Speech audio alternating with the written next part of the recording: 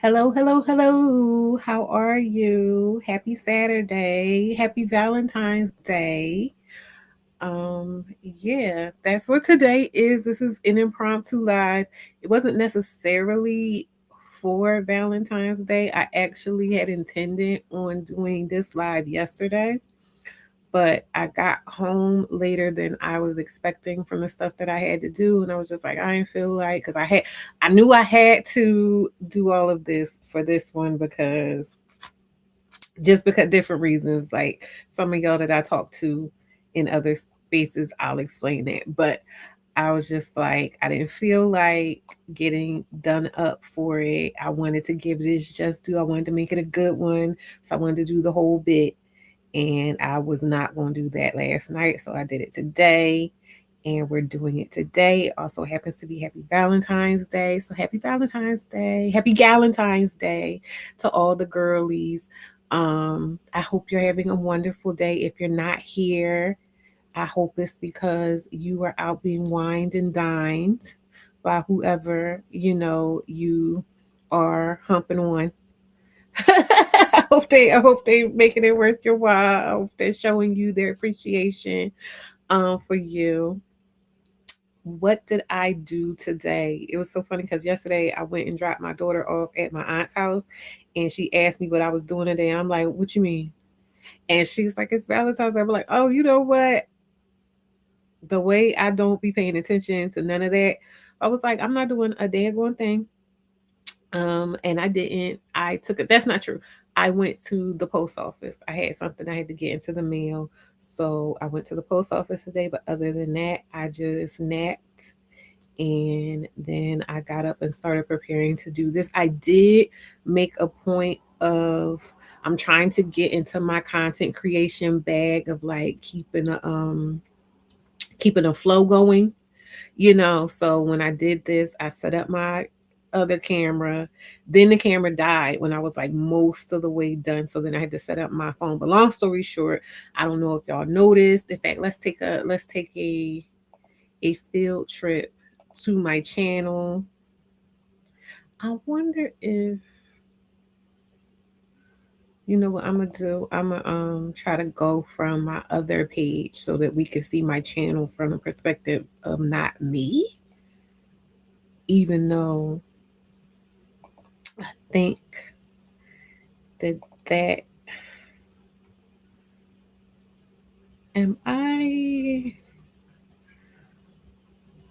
pretty sure that one controls this channel, but I don't know. I'm gonna try it from this one because I want to see if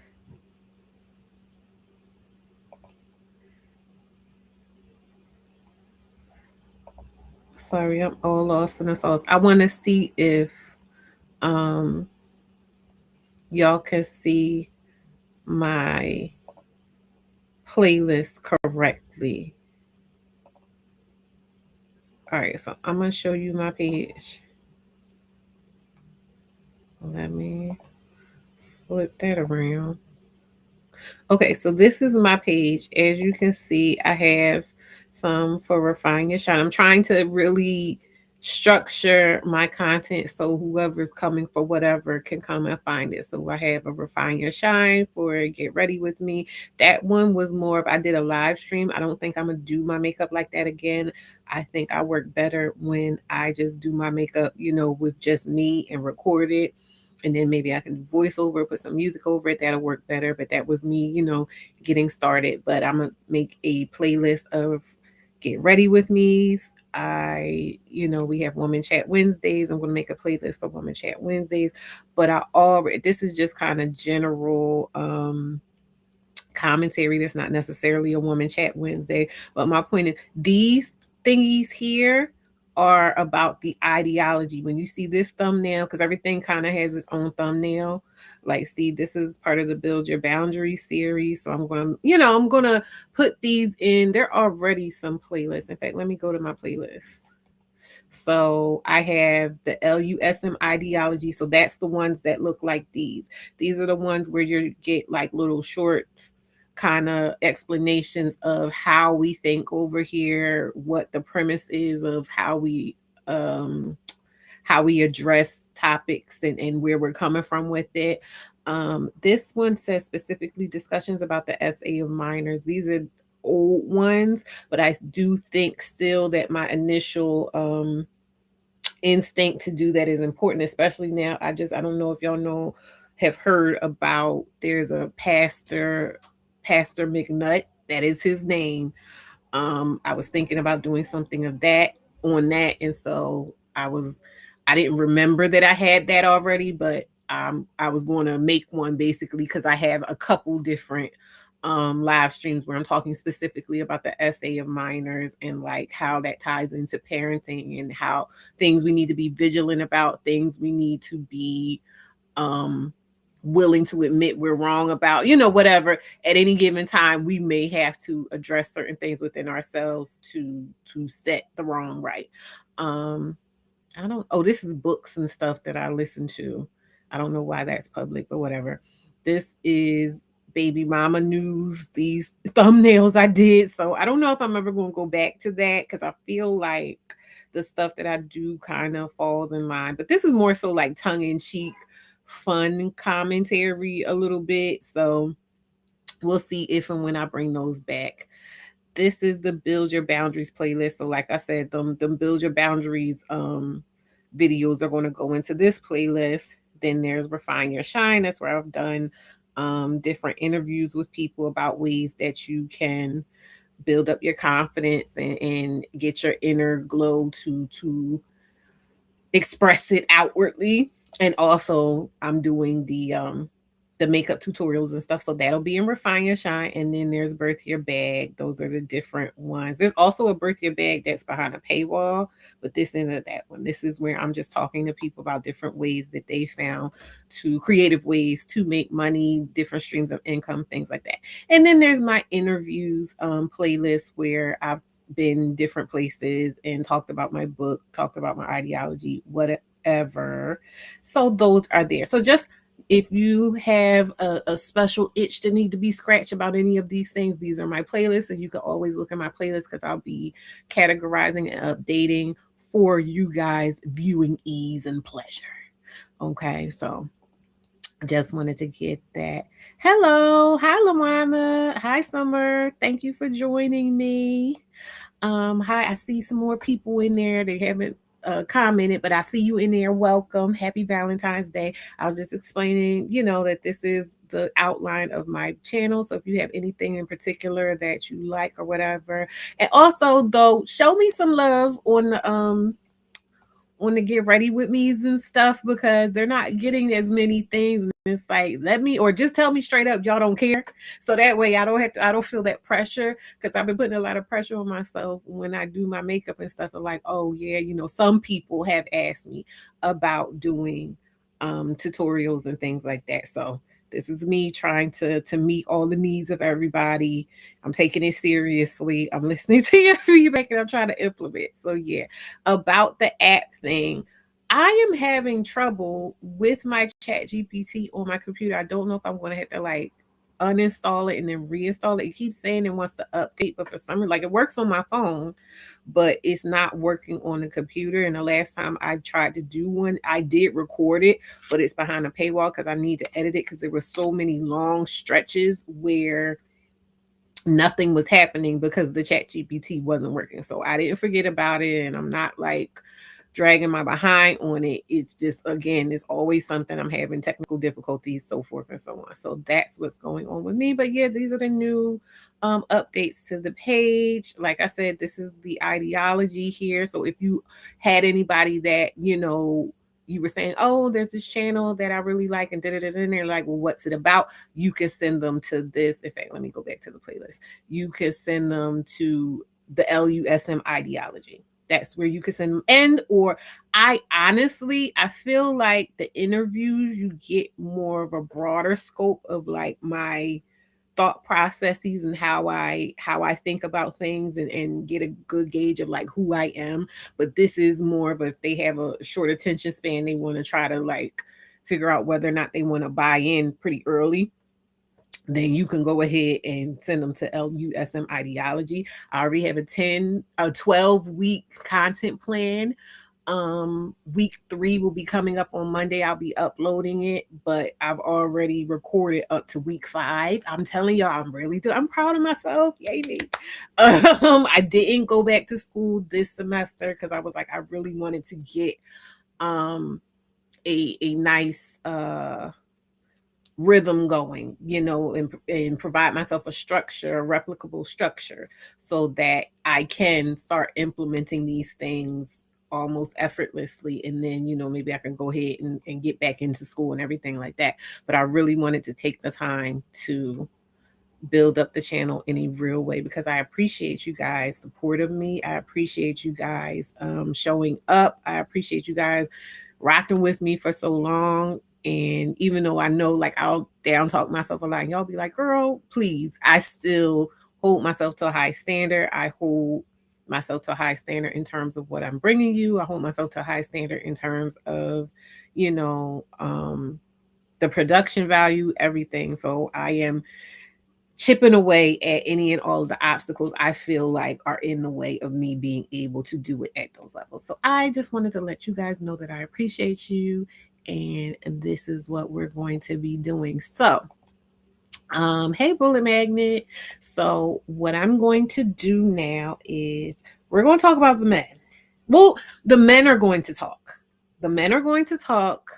I found this yesterday. I wanted to jump on this before anybody else jumped on it. I don't know if anybody else, has talked about it yet or not, but I literally just saw this yesterday and I was like, I'm going to talk about it. And I was going to talk about it yesterday, but like I said, my schedule wouldn't permit me to have the live stream yesterday. So we're having it today on Valentine's Day, which I feel like is fitting because my last live that I did for Woman Chat Wednesday, I was discussing how I feel like um women can, first of all, y'all know I am the leave these niggas alone queen. Okay. I'm just like, it ain't worth it. If it's a bunch of hoopla, it is, there's nothing that they do or provide that is worth all of the stuff that they be bringing along with it. However, I do recognize that there are a lot of women who still want to try. And I also recognize that, like, if as a woman who is an eternal optimist.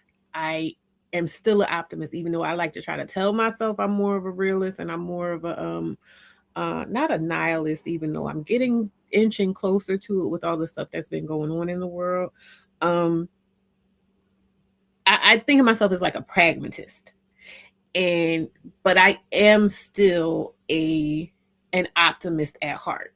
And I know that because of I talk to the people that I've known for decades, and they're like, and I'm like, oh yeah, this, that, or the other. And they're like, yeah, you've always been like that. That's who you are. That's how you are. And when I listen to people, I've told y'all this before, even when y'all talk to me about me, I take into account like the stuff that y'all are saying, and I take it seriously. So I'm like, even though in my mind I may think I'm one way, if y'all are experiencing me in a different way, I take that into account. So I'm saying all that to say that I'm accepting about myself that I am an eternal optimist, and I think I'm a tough guy. I I'm tougher than people think, and a big part of that is because I my boundaries, the way that I implement my boundaries, the way that I exude my boundaries, the way that I show up when it comes time to have boundaries kick in. I think that's the subversive thing about me, that because I'm such an optimist, because I'm such a squishy bear, that catches people off guard. And I think that's the part that, hey Jazzy, how have you been? I haven't seen you in a minute. Thank you for showing up. Happy Valentine's Day. I think that's the part where people, because of the assumption of me being so nice and so easygoing, when the boundaries kick in, that's when people are like, whoa, wait, what's going on here? So that being said, I'm also working more and gaining more clarity in terms of what I'm actually doing here and what it is that I'm bringing to the table. And I've come to realize that a part of what I've been bringing to the table is that ability to hold and implement and uphold one's boundaries while still remaining kind, while not having to be harsh and nihilistic and negative and bitter and all of that other stuff. Not that there's anything wrong with bitterness. Like bitterness comes from trauma, it comes from things that happen. So there's nothing wrong with being feeling bitter about things at a given time.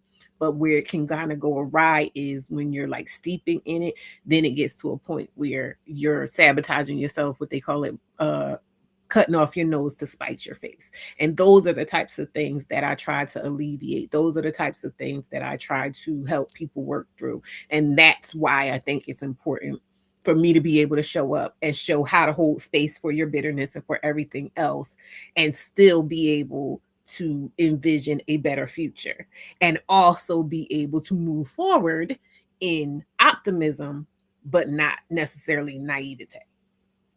So those are the things that I'm going to be kind of refining and being more clear about speaking about. And that's how I'm approaching the way that I'm talking about these subjects and the things that I am bringing to you guys. And that is one of the reasons why on this Valentine's Day we're going to watch the Schmens. We're going to watch the Schmens talking, and we're also going to be watching them talk because these are the good ones, right? I watched some of it. I kind of went and was doing other things yesterday, but I got an idea about like what is going on there. And so I know that this is going to be one of those things where we we as Black women specifically are starving for male, we want male attention, we want male acceptance, we want to be uplifted by males, we want them to revere us, we want them to value us. And so whenever we get somebody, and I'm talking about, like the Kevin, no, not him, Lord, what's that man name, the one that was Derek Jackson's, and the Stephen Labber series. Mind you, this, what's that man named, the Conscious Lee is on this. It's in a collaboration with him.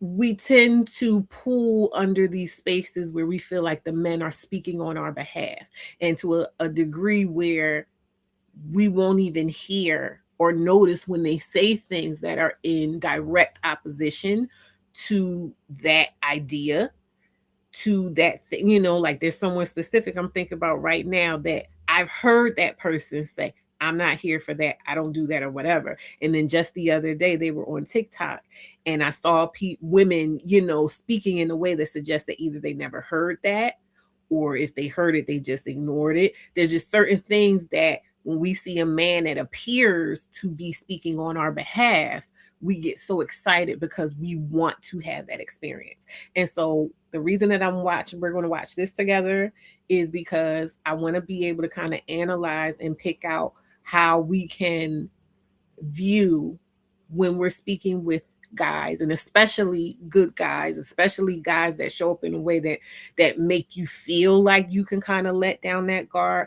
I want to kind of walk through my thought process anyway of vetting men and recognizing the potential for a letdown later on, even if you're still open to moving further with that person and kind of seeing like if they're going to subvert your expectations or if they're going to meet your expectation or whatever it's going to be. There's still that thing of being able to, like I said, move in optimism while still reserving the right to enact your established boundaries. And that's something we're going to work on too as we get through more things of like, what are our boundaries? How do we establish them? When do they come into play? When should they come into play?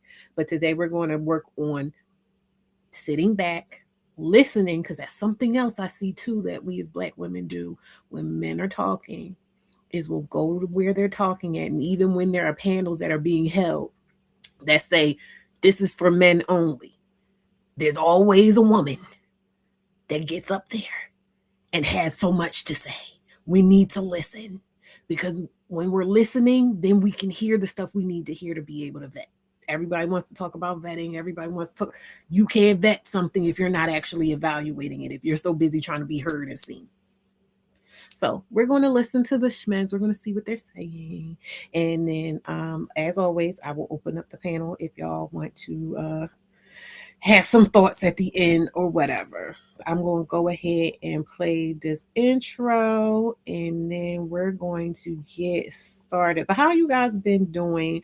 What are you guys? Did any of you have anything, going on for Valentine's Day?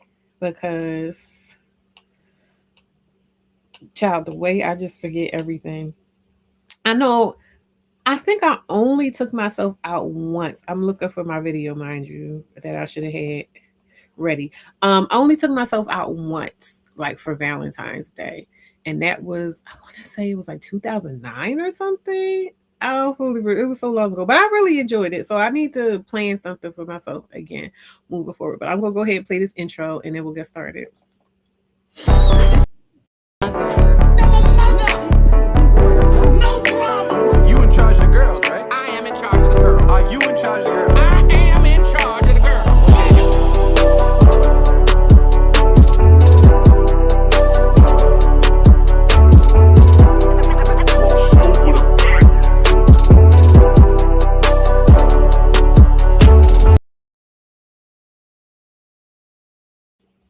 All right, so I'm going to share this. This was dropped. What I think it was dropped yesterday. Let me make sure. I'm going to undo this. Can y'all hear me? Did I Yeah, I did. Okay. It's supposed to be sharing. Why is it not sharing? Hold up.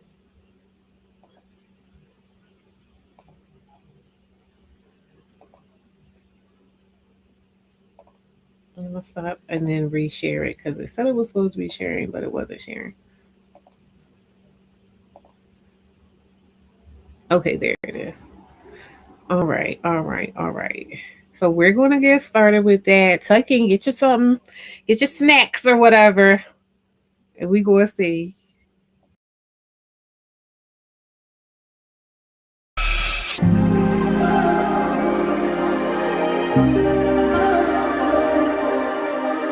We are smarter when we listen to black women. Not because all black women are right, but because all black women deserve to be heard. The main thing is trusting black women, but how do we get ourselves as men fixed to be able to love them the way they need to be loved? How do y'all think about safety outside of just I'm the protector? You know what I'm saying? How do we build that?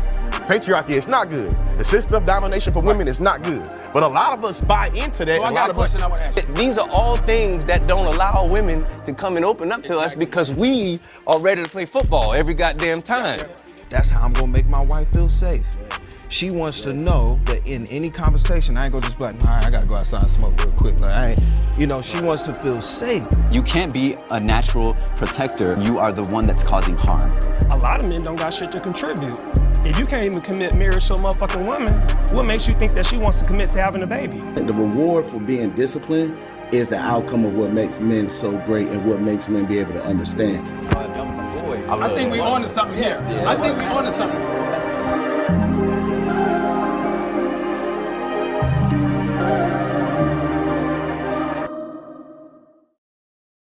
All right, so we rolling. So this the thing. We done came together. We done been brought together. We got Sister Song. Sister Song is the homies, and they are doing some revolutionary work. I mean, 2025. Let's just be real. Has been full of some weird shit, some fuck shit. It's been just some strange shit this year.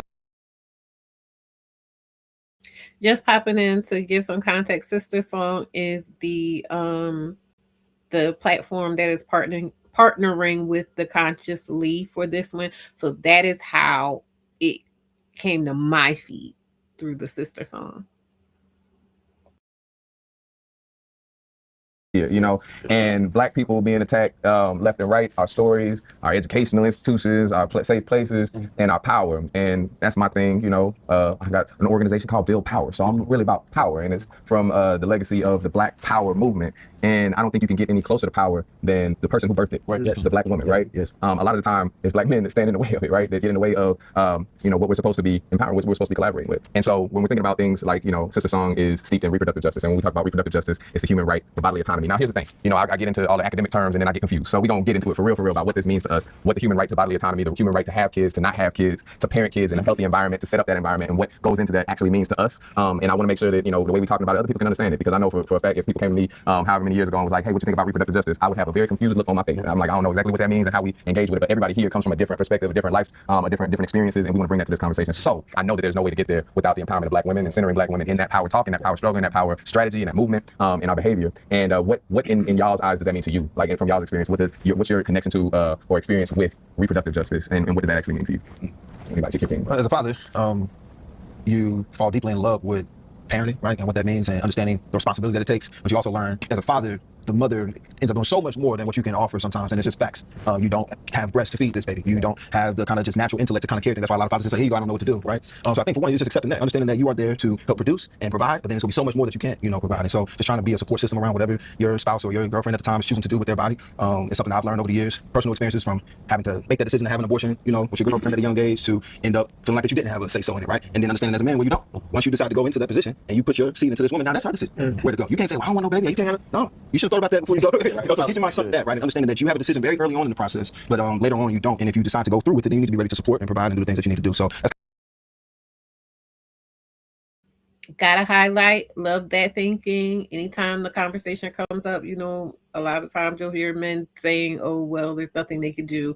And that's always the point that I say, like, what about going up to that? If that's your mindset, why aren't you doing more going in to kind of navigate that situation and mitigate those fears that you have about the process once that liquid has left your body? So I appreciate that. Wanted to highlight that.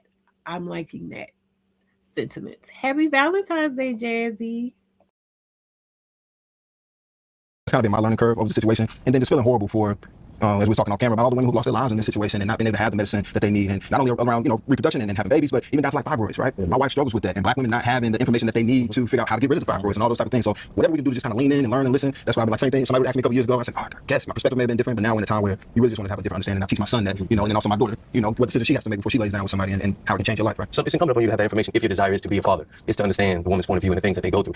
We think of a lot of things that we go through, our upbringing, not having a father, or having a father, all our experiences, and the dream of being a father, and having a son or a daughter, what kind of father you want to be. All of that comes to mind, but before inception, those thoughts never came to me in the sense of what she would go through. How would I handle being in a waiting room and being told something and not knowing information? Who do I lean on? All those things that come to mind that happen when you're in the delivery room or the process of having a baby or having a healthy delivery and all that stuff. And so I think it's absolutely important for us to have these type of conversations and have these thoughts leading up into the idea and actualizing fatherhood. I think we center ourselves, the patriarchy of it all. We center ourselves, we're the ones that make it happen. I always say something.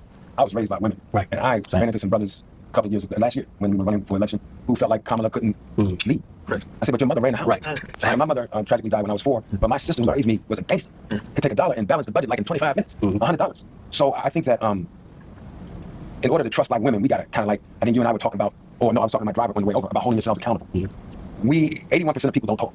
And black men have to talk to the women. And a lot of the women, and it's not 81% of women, it's 81% of people don't talk. So I think it starts with a dialogue. But I can personally tell you, I can't imagine walking around with another person inside of me. And I think that we have to yield to women. And I don't think the government can tell you if you were raped. I mean, they're talking about if you were raped or molested, that you have to have that child. I don't think the government should have any say in that. Along with women having a choice of their bodies, we also have to teach our daughters and sons how to be responsible. Not rely on the plan B, because abortion shouldn't be used just so you can all go out and have a good time. Right. Because we walk away. But women have to deal with the body, the changing your body. It's so much. I tell my girl all the time, I couldn't do it. Just having a menstrual cycle. I would say, God, can y'all let mine come like once a year? I have to pay somebody once a year because I watch my girl go through the changes emotionally, and not just physically, but it's a lot of shit women go through. So I think men, honestly, need to sit down and shut the fuck up. It's a lot that we don't see because if you weren't raised that way, you don't know. It's like you listening to you guys trying to be good husbands. The women got to let us in, and we can't tell them what to do. And I think this government has to step back and let women make choices for themselves. Yeah, women are the first wonder of the world. Despite what's said, it's the first wonder. Exactly. That's the only thing outside of God that I know that creates. Yes. Okay, this was the point in which a little bit with Clifton, his name Clifton Powell, a little bit with him talking about really when this guy started talking, my spider sense started going off of the panda bear stuff, and mind you, I don't believe that any and every man that cares about, you know, is an advocate of women to the best of their ability, is a panderer. But it was just it started feeling a little hotepery to me when he started talking specifically this one that's on the screen. First and foremost, the issues that we have are that the woman knows before we know whether or not life should be brought into earth, brought here, or if it should be aborted. They deserve to have that right for the simple fact of America does not allow us to run a system the way we should as a family. Men don't understand. You may be the leader, but you might not be the provider. Do you know how to lead if you are not the provider? In the midst of trying to figure it out, we're coming from a whole bunch of systematic. It's been constructed for us to be the way that we are, to think that we are. That's not how it was programmed. And then talk about that program I mentioned where they took they paid to take black fathers out of the house. And then from there, Cliff was talking about that. When it started with the Section 8, women were able to take care of kids without the man being in the house, which gave her the mindset that I can be the leader until I have to be the provider. And then after that, it was a crack epidemic. Okay, also, I was still watching at this point, like personally by myself.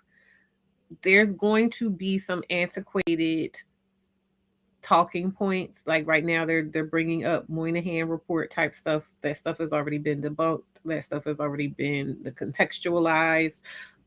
So there is going to be some talking where you're just kind of like, huh? And they feel like they're behind. But you got to remember, these are actors and stuff. And that doesn't mean they're unintelligent, but I'm just saying, like, they haven't been, these conversations have been swirling within like the social media sphere, and people whose whole careers are having these kind of dialogues. So I give them grace in that they haven't necessarily caught up to the information that we have within these spaces from spending so much time here, and so much of the research and debate and dialogue going back and forth. But I'm just letting y'all know, like, they may say some stuff that you're just like, what? And not necessarily, their heart seems to be in the right place, is what I'm saying. Which guys started using when they was going to prison. Regardless, we stayed out of the house. Now with social media, and the thing is, we were always here to protect the black women. And if you ever seen the movie Sparta, men were actually the leaders, but the leader knew how to lead because he still trusted the woman with the gift that God gave her, which was intuition and discernment. And if you knew how to treat your woman, and she knew how to love, and that stress was off her, it allowed y'all to operate as a family unit, to be able to trust her, so she can be able to trust you. Once you realize how powerful that woman is, a lot of us run around, and even for myself, I struggle with being monogamous because I didn't understand the value of a woman. But once you put a woman next to God, would you play with God the same way? And if you knew what you possessed as powerful, I don't think that we would run around with the promiscuous mindset of thinking it's okay because we wouldn't look at women the way that we're downplayed to think of how they are. So real quick though, I think there's something I think that's really dope that you started with is around women being first close to God, right? Like, and talking about creation, talking about creating, talking about, because I do think people talk about the human race all the time, and it started with like. Okay, so I think that what is a challenge for me when it comes to like them talking in that way that I'm saying is like hotepi, is because the romanticism,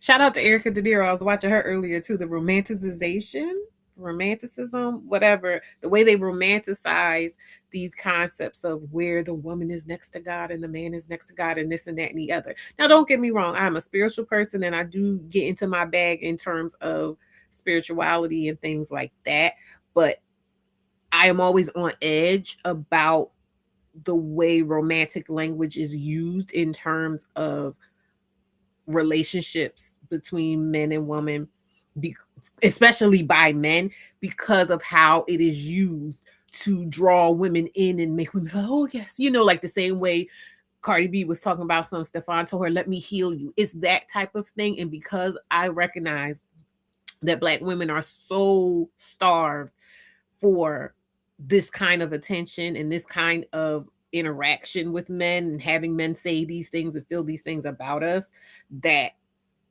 we're very susceptible to being like, oh yes, he is just that man. He just, you know what I mean? So that is like a red flag for me within my body of making me kind of lean in a little bit and discern and scrutinize what I'm hearing and seeing. It started in Africa, started in Africa with a black woman, right? And so I do think the closest you could get to power, the closest you could get to life, creating circumstances, and is with the black woman.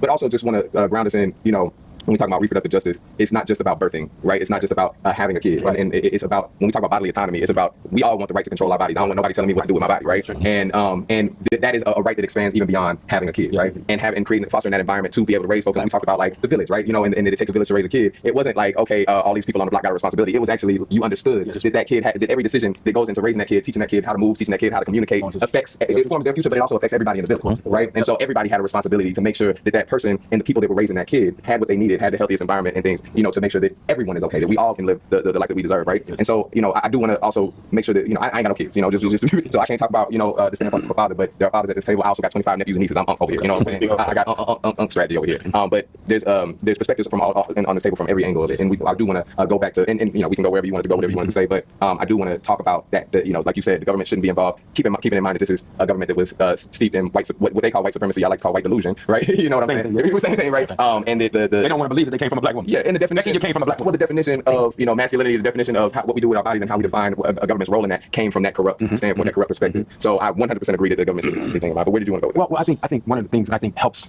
I believe, with women's right in terms of their sexual reproduction is the relationship that we have with the black man.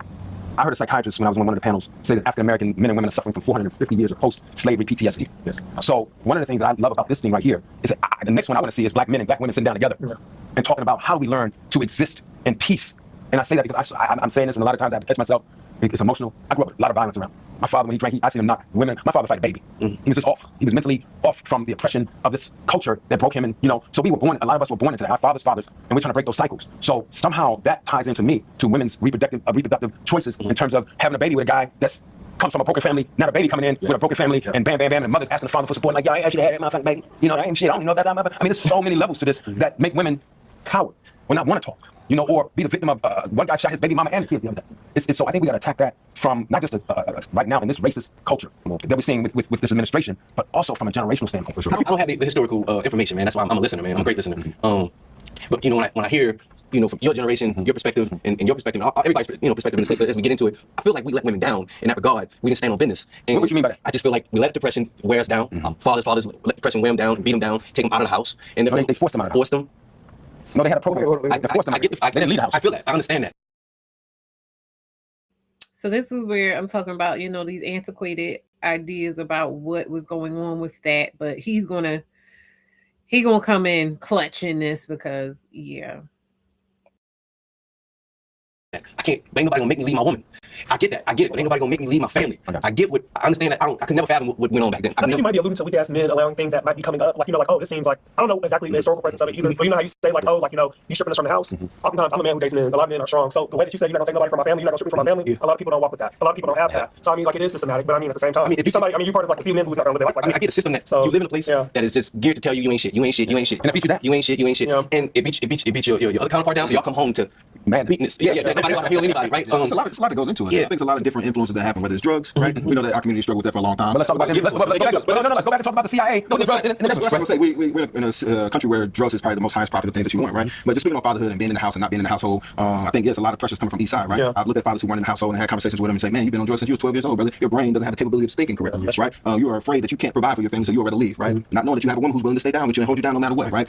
So just as a man who, even to this day, get nervous, right? Like, oh, man, this shit's slowing up. Like, am I better off telling my baby? And then, like, no, of course not, right? But you have to be honest about yourself and say, I'm fearful of certain things, and say, and not necessarily a weakness, but necessarily just like, I'm scared, right? And I can't provide. And now I've either let someone else kind of tell me what I need to do, right? Rather than following my own intuition and having a relationship with my ancestors in the universe and that can really guide you, or having that one-on-one with your lady. So many things that can pull people out of the house. Similar to the conversations like, well, if I was enslaved, I wouldn't have done that. It's like, no. It's so many different things that go into why people do things, and sometimes you can name it to it, like, oh, this person was being a coward, or this person was being, but a lot of it is fears, and a lot of it is because we're the minority. Because the pressure that comes from so many other people that don't look like us, it's a lot of pressure. That makes you feel that way. And then you got the people that's in your community that pressure, right? And so as men, we do it to women, right? As men, that's the tier. We do it to women even more, right? We fall underneath that same thing. So to your point, we got to strip that away. Okay, so this is a moment of personal accountability in terms of myself as I'm listening to him talking, right? And I'm listening to him talking and I'm listening to the things he's saying about, you know, the different pressures. You know, over here I talk about in fact, let me get bigger. Let me be the big one. Let me be the big spoon. Okay. I'll talk over here about psychic landmines. You know what I mean? And about the things that we are grappling with internally, mentally, emotionally, while we're living regular life and trying to figure those things out and work those things out while also trying to produce and function in society at large in ways that don't give a fuck about what's going on with us. So I have empathy for that experience from a male perspective of like, okay, they have specific things that they're grappling with from a male perspective, as well as other things that they're grappling with, you know, that is a Venn diagram about race and social class and all of those types of things. However, for me as an individual woman coming into the thing, there's a certain level of your own work that I expect you to do that I don't want to have to deal with. And I only say that because there's a certain level of my own work that I know that I'm coming in doing on my own, because I do it so much, being a single person, being a single woman, being alone, of recognizing like, okay, what are my triggers and what am I going to take and what am I not going to take? And I do a lot of that work on the front end of like looking at how the situation is even going to be set up before I get into it. And so when I'm hearing him talk in that way, I'm thinking in terms of, as a woman who's coming in and dealing with these men, and we do a lot, we'll come in and we're coming in with this whole space of like, oh, well, I understand what the world does to this man and this and that and the other. And we're holding space and creating and overcompensating for the ways that the world is coming down on this Black man, right? For me as a woman and as an individual, you know, I like to take gender out of it. I would prefer you treat me well. Treat me how you would want to be treated in terms of your consideration. I am a show your work person. So when I'm talking to you, if you do something, even if it's something I don't like or I didn't understand or whatever, if we're having a conversation, I need you to show your work. So I need to know what your thought process was behind it. I need to know what it was you were trying to do. What was your intention? I've said this before, you know, in other arenas and stuff, and I've played the clip before where I say it's not so much for me about perfect execution as much as it is about intent and consistency. So if I see you consistently trying to help in a particular way, you know, or a particular thing or whatever, I could kind of work with you about how you're showing up, as long as you're willing to listen to me about, okay, you're a little off on this aspect of it. Let me get you, let's get here with exactly how you could probably go about doing what you're trying to do for me, you know, in that way. But for me, my observation and my experience is that I would be looking, if a man was talking like this towards me, yes, it sounds good on the surface and on paper, but my question would be, okay, and how are you mitigating for yourself all of these external forces that are affecting you psychically, so that when you're dealing with me, you're not offsetting that labor onto me, like I said, to compensate for the ways that the world is beating you down.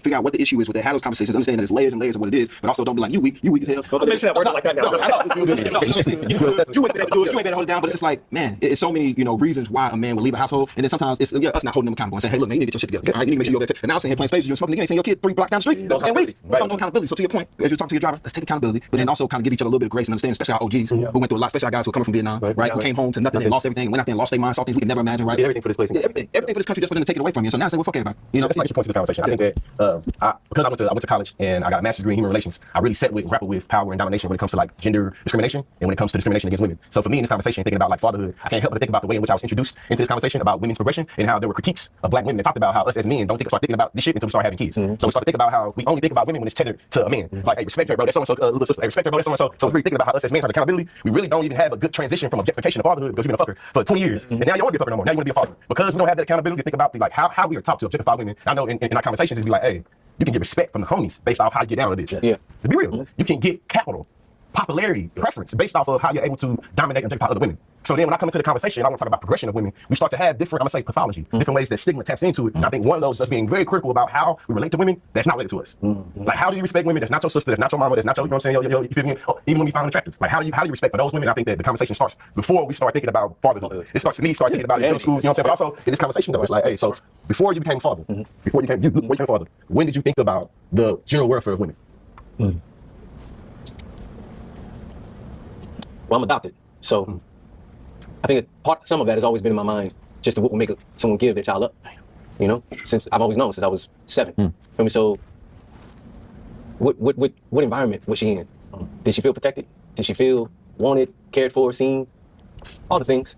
So early on, for me, I think for me, it's kind of gone to a place of just humanity of it all, just like a person. I want to do what I want to do when I want to do it. I want to feel how I feel. That's me. I want the same for everybody. Yes. I want you to live your life. I don't want nobody to take their life. But for the most part, if it makes you happy, go do your thing. That's me. Right. That's who I am. I understand that a lot of people are not like that. A lot of people also don't have my experience. Yeah. That has probably made me this way. For sure. My upbringing, you dig? Single parent household, only my mama. Watching my mama deal with men. A safety engineer at NASA, surrounded by white men, telling her she don't know what she's doing. And she telling them, you got to put the gloves on. You know what I mean? It's my perspective is from that's my earliest. I want to, because how in this moment. I really enjoyed when I saw that part of it.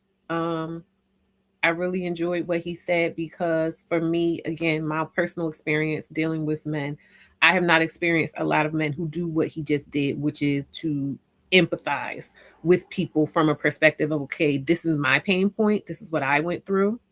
And so because I went through this and it made me feel this particular kind of way, I wouldn't want to have someone that I love feel that too because of my actions. And so I'm going to do that work of figuring out how to be present enough in that experience and also in the way I want people to experience me and move in a way to try to prevent that. Like I said, your execution may not be perfect. I think that's what happens a lot where you have parents coming in and saying, oh, well, I'm not perfect and I didn't know there's no guide to parenting or whatever, but I mean, like they say the path to hell is paved with good intentions, right?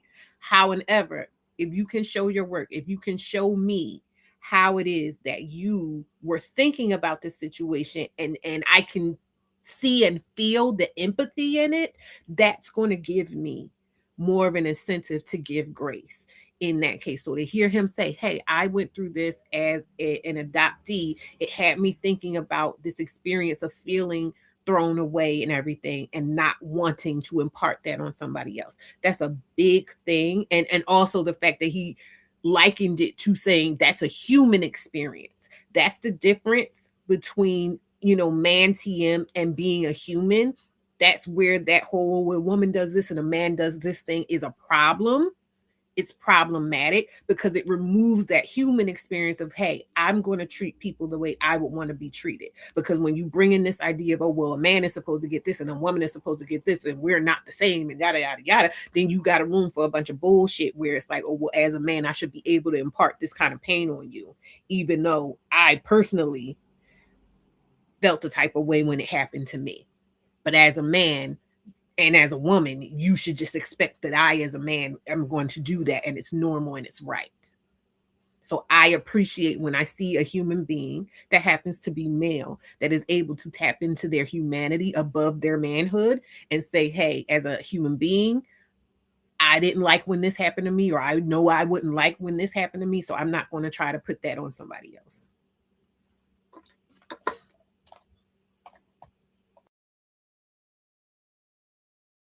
Because we have, when we're talking about the government, we have abortion bans in Georgia, my home state, Texas. That's leading to women dying, babies dying, people being less safe.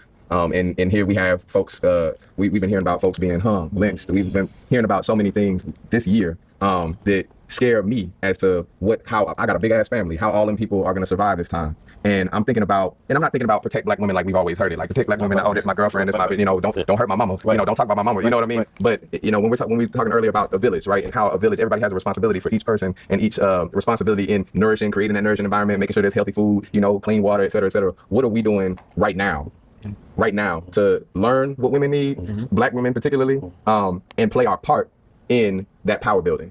I have a question for you guys, because this is something I've been trying to explore, and then I got more on the journey of once I got married, which is like therapy, right? And self-discovery, right? Understanding that my wife had her own journey of therapy, being introduced to anger management, right? It's not because you punching holes in the wall, but it's because you just get certain triggers that you don't know how to handle, you don't know how to. So I think for me, I'm going on a journey, and I'm curious if you all are going on this too, or even to go on it, because I am learning how to be more enthusiastic about it, because therapy saying, I don't feel like talking to somebody, I don't want to, so just having that kind of, for me, that's where I'm at, and figuring out that's how I'm going to make my wife feel safe. She wants to know that in any conversation, I ain't going to just be like, I got to go outside and smoke real quick, she wants to feel safe. And the more we can make them feel safe, and because you naturally we all want to provide. Most men, you want to be the provider, you want to go out there and do the thing, but you forget about it ain't just monetarily, it ain't just hanging out with your son and your daughter. It's like, how do I have these conversations and actually know how to have them? Because sometimes you don't understand that. You don't get taught how to, deal with impulse control and all those type of things. I would be curious to know if you all have your own therapy journey and trying to figure out how to, obviously keep your spouse safe or anybody in your life to safe. I know it's particularly talking about the women in our lives. So. He literally said just what I was about to talk. I don't care what said. If you think you are okay, go to therapy. If you don't, I've been in therapy like 4 to 5 years, and it's bigger than, like Luke was saying, I'm going to stay in my house. But just because you stay in your house don't mean you're going to have a healthy environment, because you can stay for 20, 30 years for them kids. But if they saw anger and this, that, and the third, you can't be mad that they go out and do the same thing with what they saw. It is encouraged that if you take it self, you need to take it self. You need to have couples there. We as men, even wanting to be better, we only have the information that we've been given amongst each other, but we don't have different perspectives. It's okay to take perspectives from white people because they don't have the mindset of survival that we have. So when you hear different, you think different. What he just said specifically right then and there about taking information from white people. First of all, I'm trying to give grace where it's due. They're working, they're trying to evolve and everything like that. But even that stigma that certain things when it comes to awareness and trying to heal and things like that being associated with white people, that's a problem. You know what, like that is a problem. But he is correct in that, I've talked before about how I feel like Black people and poor people and things like that, when we talk about certain things, it is like it's like a child's perspective of what we think adulting is and things like that. It's from this detached place of like not actually having experienced it. And so it's this warped kind of funhouse mirror perspective of what we believe it is to be wealthy, to be high value, to be this, to be that we don't feel like we are embodying. And so when he's talking about this idea of these things that white people experience, yes, white people experience life in a way, some white people, a lot of white people experience life in a way with a lack of the same burdens that we carry as Black people in America and in this world because of white supremacy and all of those things. And I challenge anyone to ask yourself what other kinds of burdens we feel like we carry in life when we're dealing with situations, when we're in situations where we feel like fish out of water, where we feel like, oh, this isn't for me because I'm insert thing here, Black, a woman, coming from where I come from, whatever it is. I'm from a single mother household, whatever it is that you feel like is cut off from you because of where you come from, to kind of challenge that perspective of, okay, do I know for certain that whatever it is I think these other people that have this thing I'm assuming they have that I don't are experiencing or thinking or doing, is this from a place of fact, or is this just my, kind of immature, underdeveloped perspective of what I think this thing is about? And so I definitely appreciated that thought that he gave. You move different. You're more optimistic to know how to move within your household. It is my children. I don't care that they're only 9, 10, 7, 6. They have problems, and every Black man at this table had problems. We had situations we couldn't talk to people about. Get your children in therapy. If you can't afford to do it, healthcare can cover it. Mm-hmm. Get your children in therapy because they need to have a healthy outlet to have somebody. They don't always feel safe talking to mom and daddy, regardless of how well we are. They don't feel safe doing that. I would say be careful about getting your therapy from white people. But I didn't say get it. Don't say white therapists. No, I know. Listening to in general when they talk about. When you listen to them. But what I do want to also say is that just when the pop in, I prefer Black therapists too, though. I do. I think is really important is that our safety our responsibility in Black women's safety isn't on us to protect our partner generally. It's not just us that's going to have that responsibility. For sure. We have to realize that, honestly, statistically, the safety from a partner in America is that you're actually less safe from your partner generally. Partner violence is so the safety has to come from how you build an accountability outside of that relationship, outside of that family. What is that village you're building, right? And so, I'm interested. I'm listening, so I'm just gathering information. I have a lot. Well, I'm saying both of y'all. Jump in. How are y'all thinking beyond like I'm gonna protect my partner? Because I think that there's a value in that. I think there's a value and I'm gonna protect my partner, ain't nothing gonna happen to my partner. At the end of the day though, when you have such big systems that are targeting you and doing their best to pull y'all apart, doing their best to divide y'all and pit y'all against each other, you can't depend on, and that's something that we're taught. Masculinity is how powerful we can be and how we can protect what we own and what we, you know what I'm saying? That is not what protection is. That's not what safety is. So I'm thinking about, you know, outside of that, how do y'all think about safety outside of just I'm the protector? You know what I'm saying? How do we build that? The thing that pops into my head right now as we're having this conversation is the system is capitalism, and what that looks like is we're talking about therapy, which I think is very important, but we don't think about the colonial aspect of therapy, which I mentioned in our conversation earlier, and how capitalism and this individualistic view of our responsibility as well is tied to breaking up of our communities. You talk about a village, so when we're thinking about our families, like you as a father, I'm not a dad, I don't have any children, I don't plan on it. When people think, okay, I have a family and I'm raising my children, it's like mom, dad, kids, and we forget like that is a lot of pressure, and it's not supposed to be that way. Right. I think it's supposed to be a community of people that are helping each other, and we have not created that community. It's just like I'm over here with my family here, I'm over there with my family there, and there's no communication. And I think that's ultimately something that's really important, is us being able to come together and create from there, create the community where everyone has a responsibility to themselves and each other. Our natural ways have been dismantled. Real quick, do you have examples of what that looks like in your life? Give me a more specific question. If it's not, you think about it, but just like what that protection, what that looks like. You talked about colonial effect on therapy. Now I know that to me, I'm like, hell yeah, talk about the colonial effect therapy. But I also don't. I know that a lot of people don't know what the hell that means, right? When you think about therapy and when you're going, and I'm So that guy in the cap and sunglasses, I don't know his name, but he was on Insecure. What's his name? Nathan? In one of the later I think it was the season before the last season of Insecure with Issa Rae. He was her love interest, but I don't know his name. I'm not asking you necessarily about that. I'm asking you generally what that protection and that outside help and so it looks like in your life. Like growing up, I'll use my life as an example. Obviously, I grew up with both my parents, my mom and my dad. From the outside, it would look very traditional, but my mom was the one that was really holding everything down. My dad was very supportive with me when it came to providing monetarily.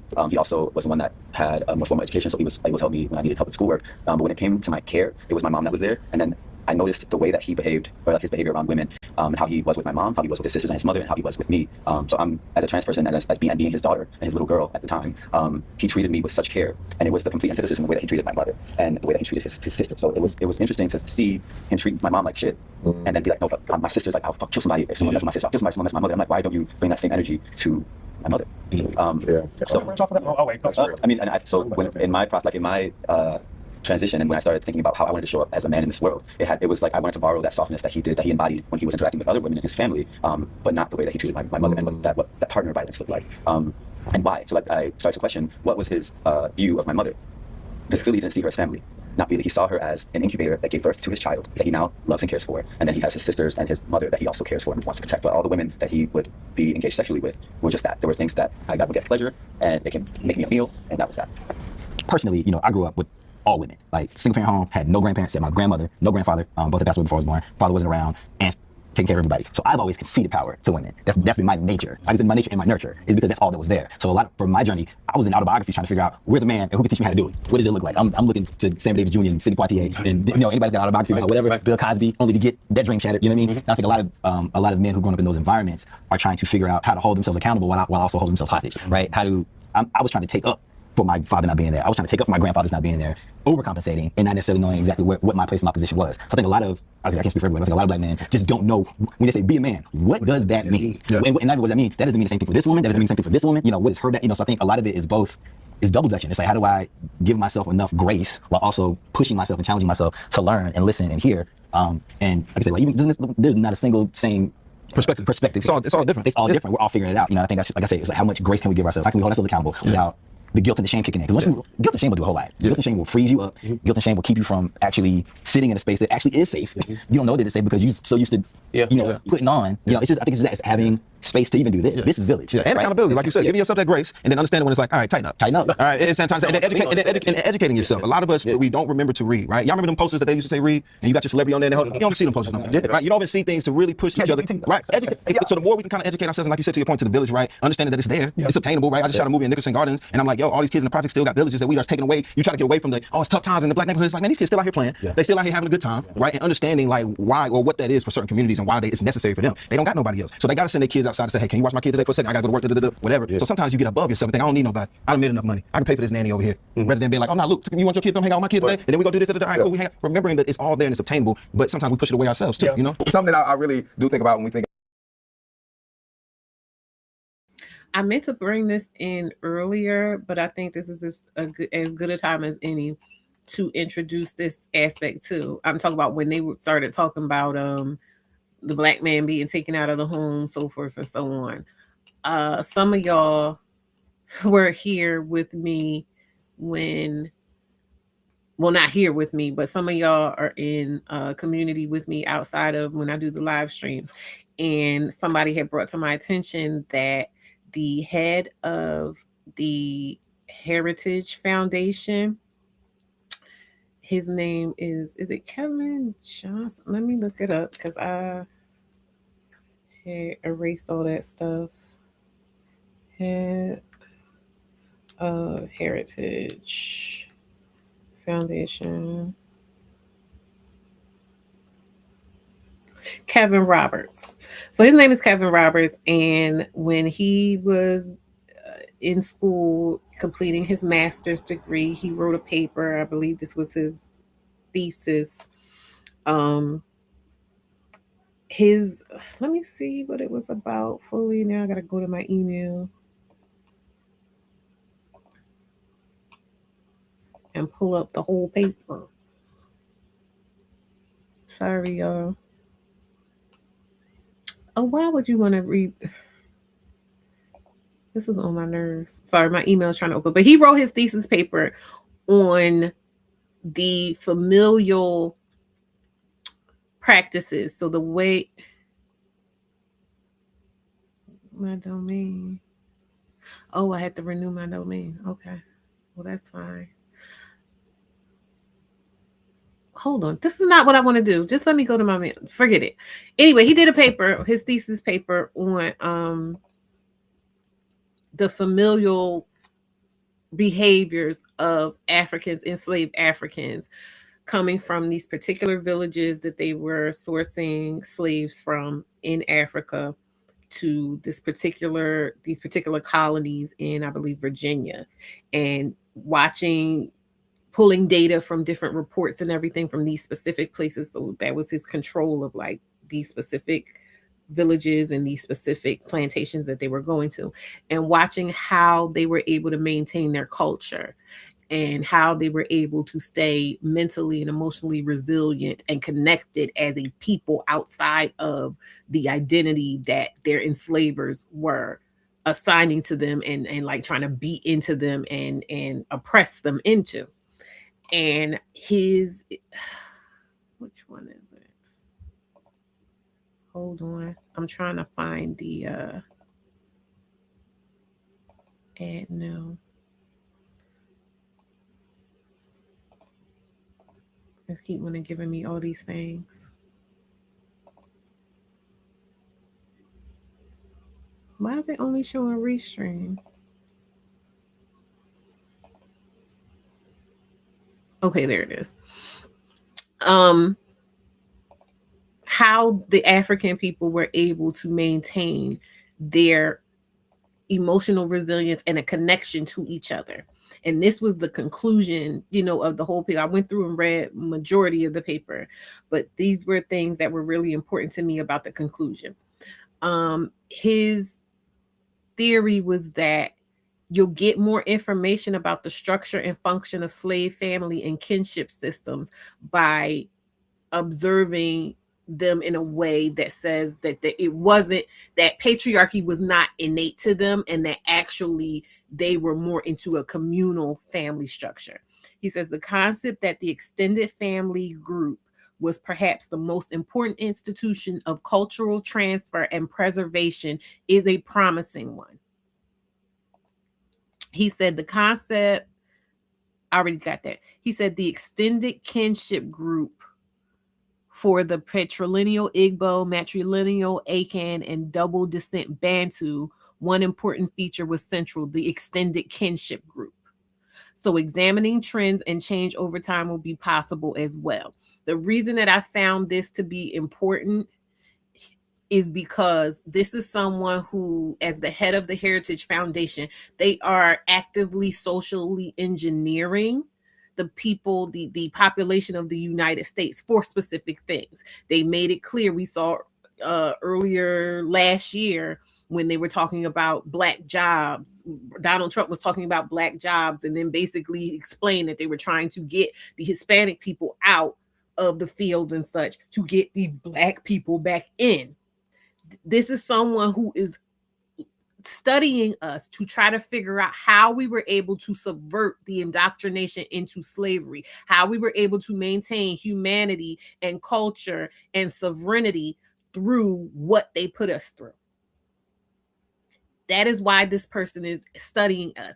And this person, who is our enemy because of that fact, is noting that, hey, a part of the reason that we weren't able to do what we tried to do to them is because they had greater familial systems outside of a patriarchal structure. Do you understand what I'm saying to you? Do you understand how powerful that level of community is based in this context?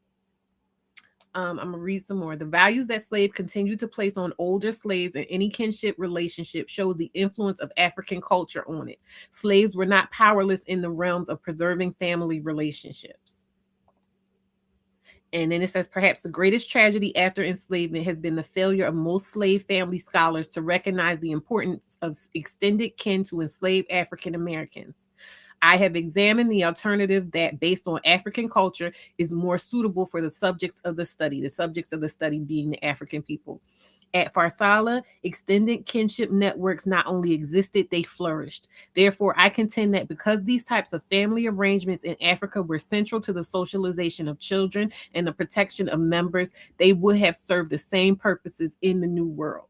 We were protecting ourselves and each other through our greater familial relationships. Patriarchy is useless to us. Can you see?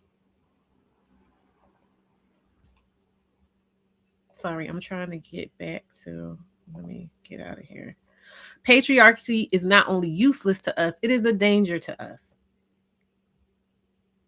You understand? And this is someone, again, this is the head of the Heritage Foundation who is currently in the works of trying to reverse engineer us back into a kind of slavery, a kind of racialized slavery. And I'm deducing that based off of, like I said, what's readily available for us. These are the same people. This was a master's thesis paper. He got this in college. But we have our people saying that college is not important. Why would college not be important in a situation where people are utilizing these methods of thinking and research against us in this particular way? Why would we not want to educate ourselves to be able to, at the very least, to be able to find this information and understand this information? Without reading comprehension, how would I be able to understand what it is he's talking about and the applications in which he's speaking of in this paper? Education is so important. And understanding that patriarchy and the nuclear family is not only not natural to us, but also is antithetical to our safety, our well-being, the maintenance of our sovereignty, the maintenance of our culture, the maintenance of our humanity, the protection of our culture, sovereignty, and humanity is paramount. We need to stop worrying about this nuclear family shit. We need to get out. They always want to talk about the white man's this and the white man's that. And I'm not talking about these particular men on here. Like I said, I want to be clear. I get what they're trying to do, and I'm not at all trying to down them or, drag them per se. But what I am talking about is, wait a minute, where's that thing at? Oh yeah, I forgot I have this thing. Let me stop sharing it. Okay. What I am trying to say is that as Black people, patriarchy does not serve us. We need to dead it. We need to understand that that's not our thing. We need to get more into how do we utilize and cultivate our strength, which is community. If our enemy recognizes that as our strength, we need to take heed to that, is what I'm saying.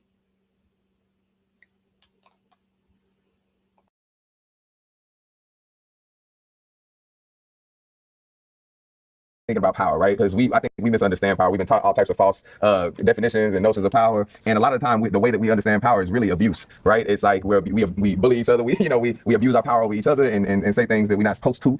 We bully or abuse our power over women. We abuse our power over kids. You know what I'm saying? A lot of the time, that's what we see. And I want to know just a simple question when we're thinking about, I think, with the opposite of abuse, when we think about love, and love can be powerful. Love can be extremely powerful. What does it mean to love Black women?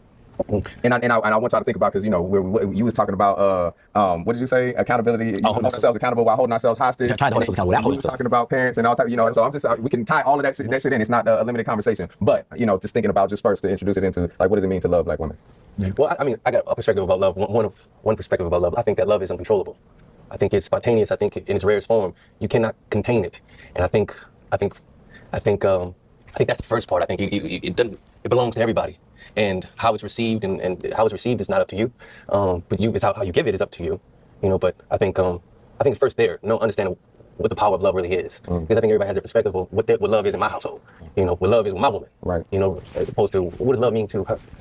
What does that mean to you? I'll tell you what it means to me. You tell me what it means to you, and let's find our way to middle ground of some sort.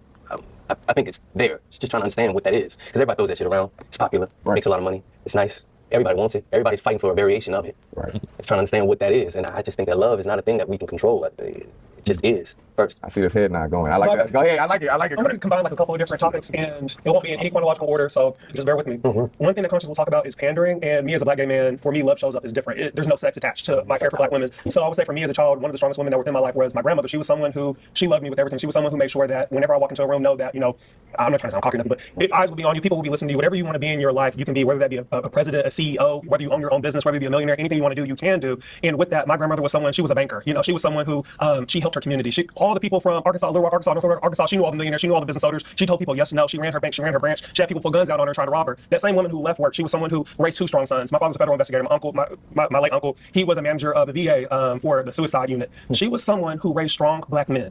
And the same Black men that she supported, the same Black man that she fed that was also her husband, also be the same people that put their thumb on their motherfucking head. So what I'm trying to say is someone who can be so strong. We also live where we're in a community where traditionally, once a white man took his thumb off of us, a lot of us put our thumb on the woman. So one thing that you talked about as far as like your dad and how you treated your mother, I feel like one privilege it is to not be gay. Not gonna lie, I love being gay. Whether it's not a choice, it's not a choice. But in my life, what I feel is, it was karma for the straight men, and also like to reject what patriarchy and masculinity look like, because I had to choose how I'm going to live my life. So how you were talking about how your dad, he was real good with his mom, he was real good with his sisters. Yes, a lot of men, they just live based off of the moral code. You don't even know what your own motherfucking morals are. Right. A lot of you just want to have children because that's what you're taught to. You didn't get no education. You're not saying you have to get education. You have no craft. You have no skill. So all you can do is really just have fun and have children. Nigga, fuck you. And then another thing that I want to say is too, a lot of people, when I said having accolades and things like this, a lot of my friends, and especially when moving to Houston, I have such a respect because in Arkansas, a lot of people had kids by the time that they were my age, 26. Majority of my friends, they're between 29 to 30 to 40, beautiful women, well into the careers, clocking 200,000 plus. My allyship to them is supporting them whenever we're out, I'm a protector. There's a big kind of conversation about gay men don't want to be treated as like poodles or whatever. Realistically, I'm 6'2", I'm 200 pounds, 215. It's like if a motherfucker step up to my friends, I'm going to defend them. I feel like my presence as a Black gay man is to use my masculinity, me being a man, as to not only allow myself, vertical, promotion within life. I don't know how to point that the right way, but also bring up my sisters with me. And that can be whether it's education, go and get that education, whether it's in careers, because Black women are the smartest group in America. They're also the most underpaid. If you want that money, ask for it. Whenever you go to the interview, let them know what you want. And the same thing as far as like a job, how you can switch out a job, is no different than a man. And how we're talking about like the moral basis of I don't want to lose my track. The moral basis of people not knowing themselves and having babies, a lot of men don't got shit to contribute. If you can't even commit marriage to a motherfucking woman, what makes you think that she wants to commit to having a baby? That 9 to 10 months, that can fuck up that whole baby's life. Not being supported. Yeah, you can't. In the same way that she was talking about, asking for that promotion and things like that, because that also, when we're seen as having some more control or power over in a work environment, people aren't going to abuse us as much. People aren't going to, supposedly, right? Where are we advocating? You know what I'm saying? In the same way of like not being prepared for fatherhood, where are we advocating for those Black women in the job, in the workplace, and making sure that they are seen in the way that they should be and empowered in the way that they should, in the same way that in fatherhood and outside of fatherhood, when you know that your homie is going to have, is thinking about having kids, when you know that your brother or whoever is thinking about having kids, how are you empowering the mother who could be the mother, and how are you holding your brother or your homie accountable, and what does that even mean? The same conversation I can say like, hey, you need to ask for 150, 200, 175, the same conversation like, what's he doing? Right. And it's like, it might be a conversation. I think also with certain conversations, it doesn't matter if you're gay, straight, or whatever, you're still a man. Whenever a woman wants to open up and talk to you about certain things, that's when you want to talk about it. Like, you can't be overbearing, because with patriarchy, with masculinity, it's kind of like you trying to talk about about something you want to talk about and shouldn't want to talk about that, that's you exerting your masculinity over somebody. So like whenever my friends talk about their dating, majority of my friends are introverts. They're real kind of like to themselves. They don't like to talk about their business. When they do open up, that's when I ask like, hey, like, you know, you have X, Y, and Z. Is he providing you what you need, or is he just a placeholder until that right man comes? So sometimes it will be different. It just depends, because you got to be the person to say it. Yeah, I would say too. You got to go ahead. I want to see what you're going to say. No, And placeholder might not be the right thing. It might not be the right thing to say, but you know, I was just talking about I'm 70 years old, so I come from a whole nother era than any of you Negroes is talking about. And what I've learned, and I'm not saying I'm right, I think everybody is right, because there's so many levels to this. But most of this was laid on our parents. Yeah. My father was born in 1915, and his parents were slaves. Well, his grandparents were slaves. So what I've learned is it's not your mother's fault, it's not your father's fault, it's not your fault. We were born into 450 years of post-slavery PTSD. I am 69, be 70 in March. I've just learned how to love. Our parents didn't know how to love. Their parents didn't know how to love. And if I could say anybody maybe had an edge, it was the women. That's why I celebrate black women. I live with a psychiatrist, forensics detective, gangster, loving Scorpio, Pisces, Cancer, who's just been patient with me to teach me how to love. But in closing on this, because I don't want to get too deep, I called my buddy, man. I said, I'm fucking up, bro, really bad. I'm fucking up. So I never been monogamous. So I don't fucking know what age did you become monogamous? Today. No, but let me just say what it is. We don't talk about this. We don't talk about dopamine being in the pleasure center of the brain like we talked about oxytocin is the hormone. It's called the cuddle hormone. So a lot of times we're just talking in generalities. And that's why I think what you said about counseling, because a counselor is going to get inside of this from a real, not even white people perspective, just from a scientific perspective, unless science is not wrong and the brain is not made with this. So when I hurt my girl, which I've done over and over, and I commend her for even being with me, and I said it in my podcast, and I'm going to say this and stop. I called one of my partners who's brilliant. He said, when you hurt somebody, will you leave them? I'm sorry, but it's funny to me because when I first turned this on yesterday, I remember watching this. I'm like, why they got him of all people? Because he's always playing an ain't shit ass nigga. He's always playing exactly the type of person that they're talking about on this roundtable. However, I had kind of checked out at this point because there's going to be a bit of a kerfuffle coming up. I don't know exactly when, but I had checked out and like I hadn't paid attention to this part. So him talking about basically, oh yeah, I used to be shit and she just stayed with me and you know she's amazing because she held me down type of thing. To me, it rings true. It feels typical, and not necessarily just because he plays those parts so well, but because the age he is and coming from the space that he came from, like that generation of that normalcy of, again, men can do all this fucked up shit to women and women are supposed to just take it because men and women aren't different and they aren't equal and this and that and the other. So while I see him trying to evolve, that residual ain't shitness is still there and it's coming true. And now I can see where it's coming from.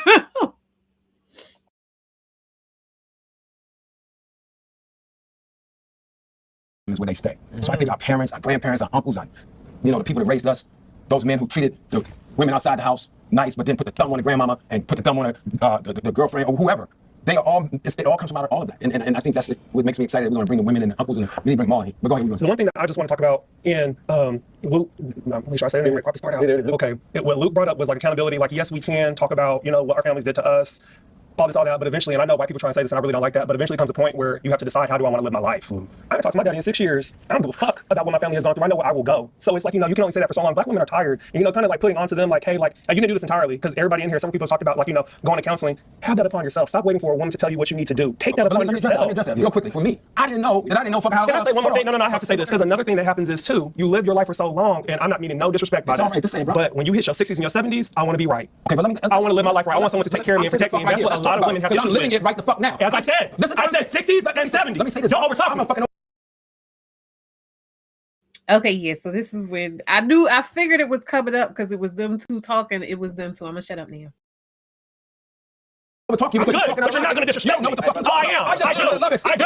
You don't know what the fuck you talking about. Oh, I do. I do know it, nigga. I do. I'm good. You don't know what the fuck I'm living. You can't tell me what the fuck I'm living, nigga. I'm living it right now. You cannot fix no shit that you don't even know what's happening. I think there's a misunderstanding. No, but he's generalizing. You can't. Let me stop this. What it is. Let's get to the truth of this. You can't fix no shit unless you meet somebody who is on another level to help you elevate to understand. I'm not indicting anybody. I'm telling you what the shit is. You can't fix some shit that you don't know about, bro. You can't. And then you get there at 69 or 70 and say, I thought I was being loved and all this stuff. That's what our parents have gone through, and that's why we all so fucked up right now. You asked, how do we love black women? That's right here. Trust black women and listen to black women because they know more than we do what it is that they need. I don't think that's true. There's a lot of black women who don't know how to love. I'm not talking about what they know how to love. I'm saying what they need as far as the get that.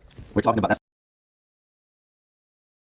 Wait a minute. Wait, how we get back to now that they put him on the hot seat for his old fuck ass ways? He done jumped to. There's a lot of black women that don't know how to love. That's not how you started. See, that's the stuff I'm talking about. That's not how you started, sir. The black woman was God when you started. I'm cracking up.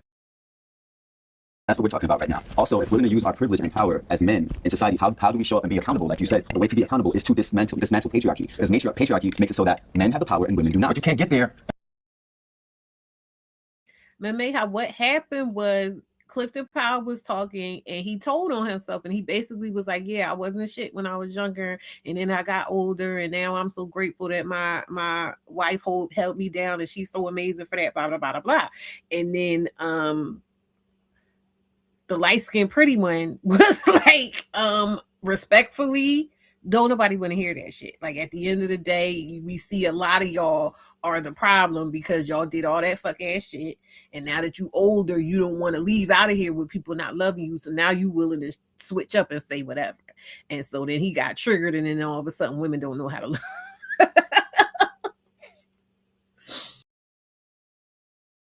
Unless you listen to him. We got to go, and you may not agree. We got to go to therapy. I should be in therapy right now. My girl should be in therapy. We all come from generations and generations, and you can't motherfuckers sit here and tell me what I'm going through at 70. I just realized, well, that's what I'm saying. We good, bro. It's not get out of control. This is real shit. Bro, this is real shit. I'm telling you, you can't love a queen. You see some of these girls out here in Queens because their daddies wasn't there. If your daddy ain't there from 12 to 25, you're going down a rabbit hole. Promiscuity, drugs. Gotta read more. So again, this is the same person using the outdated information, the outdated opinion that the lack of patriarchy in black homes is the reason, is the work of the white devil, number one. Number two, that is what's wrong with us as a community. And now, once we got him triggered, we talking about promiscuous, fatherless women. This is the stuff I'm talking about where you got to scrutinize. Hold on. Let me get big for this. Scrutinize these men. Scrutinize these men. Because again, you come in and they talking all nicey, and you like, oh, that's so great. Da, da, da, da. And as soon as he got challenged on his stuff, where are we at? Now promiscuous, fatherless women. Letting the white man run black men out the home.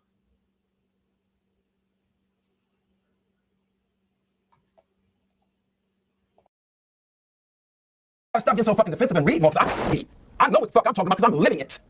Until you meet a real motherfucking queen who had to figure out her trauma, you can't even learn how to love a black woman. So here's one thing. That's what we got to start. Here's one thing with the, because I think I agree.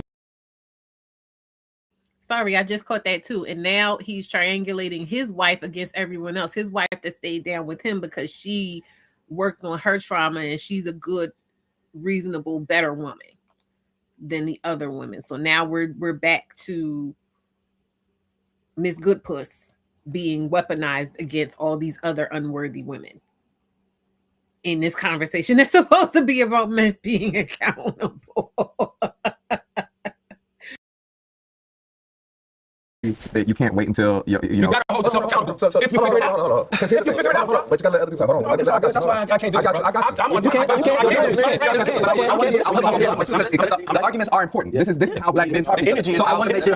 This is what I want to make sure we're framing properly, because a lot of the time we think, because you're talking about your privilege and your power and how you use it. A lot of time we've been taught our power is how we control the situation, and we try to control that situation by dominating it, by shutting other people down, by overpowering them. And I think that is something that, I mean, monogamy, just to be real, is not the end all be all. That's not the best. It's the only way. It's not the only way to live, and it's not just men or women. It's literally, there are other ways to be. And so some people value monogamy more. That doesn't mean that you have sin and you dead and you evil if you haven't been. But the problem is, most of the time, the way that we're living is by telling somebody that we are monogamous when we're not. That's lying. So that's dishonest. We can't talk about monogamy. No, we gotta talk about. I'm not arguing with you. I'm just saying with you. Hold on. Men are not. First of all, this is not our culture. In Africa, it's polygamy. No. It's not monogamous biology. Oh my God. What was the screening process? How did they pick? How did you become a part of this panel? Because he's literally going to all the classic man TM talking points now.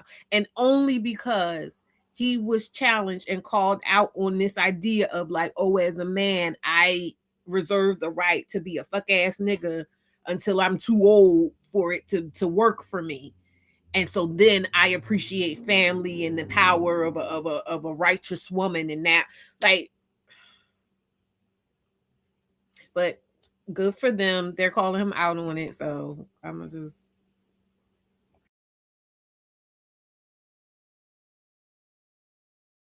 Some people do believe that monogamy is the most healthy. 97% of married for men, them. bro. Yeah, well, I mean, 85% of married men. Nobody's being monogamous. We've also been taught to lie, and we've also been taught to dominate and control. So I think there are other perspectives here that are valuable in holding that self accountable, because we were talking about how to hold each other accountable in this, right? In talking about trusting Black women and loving Black women, how do we hold each other accountable in that? How do we make promises that we can? I didn't catch if he said it was biological, but he definitely said it's cultural, that we brought that over from Africa. That is us. Now, mind you, I don't know, people might say, well, what you say on that thing you was reading? It said external communal family structures, and it also highlighted the elders and things like that. So it had nothing to do with who was fucking who. It had more to do with everyone seeing other people as family outside of the patriarchal nuclear family structure. So these are older people, grandparents, aunties, cousins, sister friends, everything like that. It had nothing to do with niggas fucking a bunch of women. Keep? How do we say that, make sure that we're surrounding each other with people who are going to check us when we're wrong, right? And how do we know that who knows what's right and what's wrong in that, right? Even when I read, a lot of the time what we read is wrong. A lot of the time the books that they give us to educate ourselves are wrong. So I do want to hear more perspectives on literally how to hold ourselves accountable in that. How do we're talking about trusting Black women, how do we trust Black women, right? You know what I'm saying? And what does that trust accountable to? What books, because a lot of the books that we're given in school are lies that tell us the opposite of how to trust Black women. First of all, that made me forget what this originally started out. The thing is literally called Trust Black Women. So it's very interesting to me that this elder, he's the oldest one in the room, and his default when he was challenged on his behavior in his life and how he showed up in relationships and everything, his default was to then try to throw women under the bus and count them as not trustworthy and or unworthy of love and respect and everything, that he started off laying it on thick. He was the first one. Oh yeah, I grew up with a lot of women. Like, that's really fucking crazy. And that's the type of thing that makes me turn my ear off when I see men talking. Like, you get what I'm saying? Like, there's something about the performative nature. I think there's a difference, and you can kind of feel it between someone who is just saying what they feel like is the right thing, what they've come to learn is the quote unquote right thing to say, or what they think is the right thing to say. Again, that kind of childish perspective of what they think is going on versus people that embody it.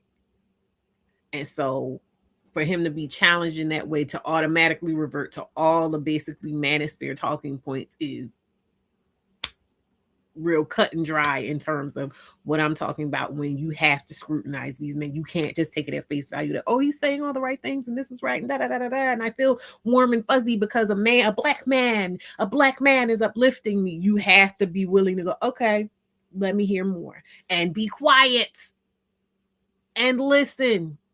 And don't try to correct them, and don't try to, change what they said. Listen.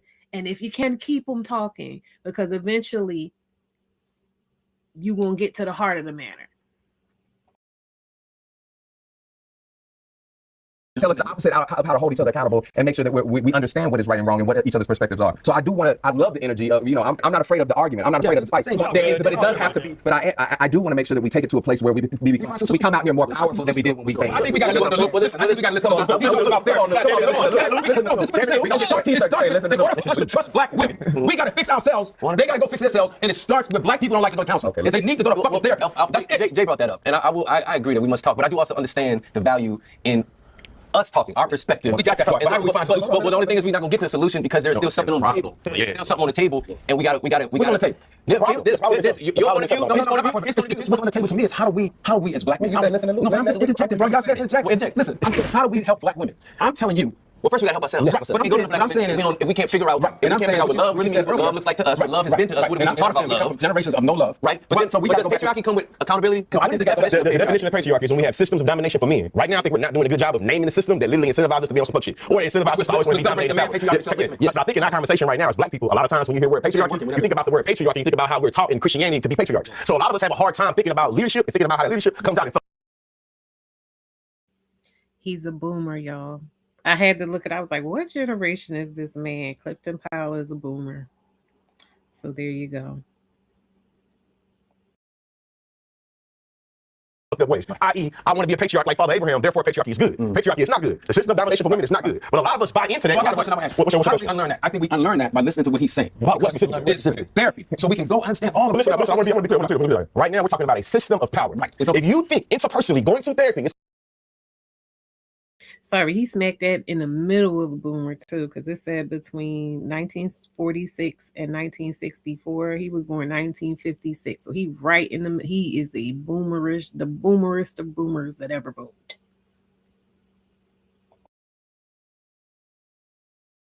it's going to deconstruct the system of power. No. I don't say this. Right now, I'm talking about trusted black women. There's a system I'm saying that goes against it. Aspect to it. Right. Yes. But hold on. If we talking about therapy, this is therapy. Yes. This is therapy. Us, looking like us. Yes. Different ages, different experiences. Us. I mean, it's gonna be ugly. It's not gonna be cute. We ain't professional therapists enough, but we are listening. Okay, listen. And I think that's the point where we gotta stay there. Right here is just listen. Stay there. Listen and find and wait for it. Because sometimes it's just the listening. I think that's the whole part of this whole thing. Because we don't listen because we live in this space of feeling like we know everything. And we are not the smartest people in the room. I think we'll step further than that. I think we're too ashamed to admit when we're wrong. And so when we go, so like when I'm saying something, Tracy Cottom, credible writer, sociologist. She says we are smarter when we listen to black women, not because all black women are right, because all black women deserve to be heard, right? And when we're so caught up in the process of listening is love. That's how we love black women, by listening to them, right? And again, everything they said isn't necessarily right, but they do deserve to be heard. So hold on, let me finish, back it up. In doing so, we can help dismantle patriarchy because we're leading. Hold on, let me finish. We're leading with listening, and if we lead with listening, that means we're not listening so that we can respond. We're listening to understand, which means you might have to ask another question. If you speak, it is to ask another question, not censor yourself, so you can get more information from the source. And so let's start out really quick with that patriarchy, because we keep saying patriarchy, and you were saying without centering yourself, and I think that's really important. Because I wouldn't know. I'll just be real. If me being young and in the street, I wouldn't be. I would say young. I was. I'm not saying now. I understand what it is now, but I'm saying when I was, I wouldn't hear somebody talk about dismantling patriarchy. And be even attracted to the conversation or even know what that means, right? And so what I would like you to go a little bit deeper into what does that even mean? Because for me, the way I'm thinking about it is the way that we've been taught wrong about our power. That we are supposed to, that we have some sort of privilege in some situations, that we have a little bit more power than somebody else, and that we abuse that power. We use that power to try to control the situation in our favor when we should be listening to other people, when we should be honoring their existence and centering their freedom, their liberation. You know what I'm saying? So what their experience. So what does that mean to y'all? What does that even mean to dismantle patriarchy? What is that? Why is it harmful? And I'm not putting that necessarily on you, but whoever wants to. What does that mean? Yeah. So when someone comes to you and they already know what you possess as a person, like for example, like a lot of doctors. Once I feel like a lot of black men get higher education, a lot of people want to get treated like a bitch. That's the truth. Like accolades, get treated like a bitch. Like you want, take care of me. Yes, take care of me. Like I'm the prize. I'm the prize. You don't even gotta be rich or famous. You going like 12 years in academia. What? Like a bitch. That's how they want to be treated. Some men look like think about the talking about now about centering like black women and their experiences, and even the saying treated like. I'm not making that connection. Bitch to me is subservient. Men can be bitches. Women can, I shouldn't say that. But you're a man. Yeah, but so you being called a bitch is not the same as a woman being called a bitch, especially a black woman being called a bitch. I feel like the black women that listen to this, they don't know what I'm talking about. They don't know what I'm talking about. As long as we put, because I think it's important. I hear what you're saying. I see what you're saying. Yeah. I get it. What I think that it's important that we talk about all of it. Yes. This is like Claire, we're speaking in this way. This is how the dismantling happens, because the language and how we say things is very important. And that's what I'm saying. Okay. So like I'm not saying like don't say it. I say bitch all the time. Like that's not at all. But it's essentially about when we're talking about the systems of power, and when we talk about dismantling patriarchy, and we talk about masculinity and what that looks like to us. And I can say even to y'all as someone as cis men, because my perspective of it is going to be completely different from how you all experienced it, having come from a different place. So like when growing up, I had two brothers. When my father taught my two brothers what it would be to be what it meant to be a man and how to show up and what masculinity meant, it was always domination, it's power, it's strength, and it was never really softness, like protection, not softness. So I wanted to combat the idea that being a good man or a man is being like or men are natural protectors or natural providers. I don't think that's the case at all. Men are not. You can't be a natural protector and provider when you are the one that's causing harm. Right. Yeah. So what are you protecting? You're protecting. You say you're protecting women. You said that so eloquently. He said it the way I was trying to say it. Then you be doing this motherfucking hands like I'm gonna fuck you up. that is largely how we wrong. And then we talk about masculinity. When we're teaching young men and boys, I think we on something here. I think we on something. What masculinity is, it's always an antithesis to femininity. Exactly right. So then it's just like, oh, to be a man and to be strong and to show up means you don't be like a woman. So a woman is less than, it's always going to be down. Listen. Right. What I was trying to say to you is this. Everybody in this motherfucking room, I'm 70 years old. My mother committed suicide when I was 4. My father was a dysfunctional alcoholic.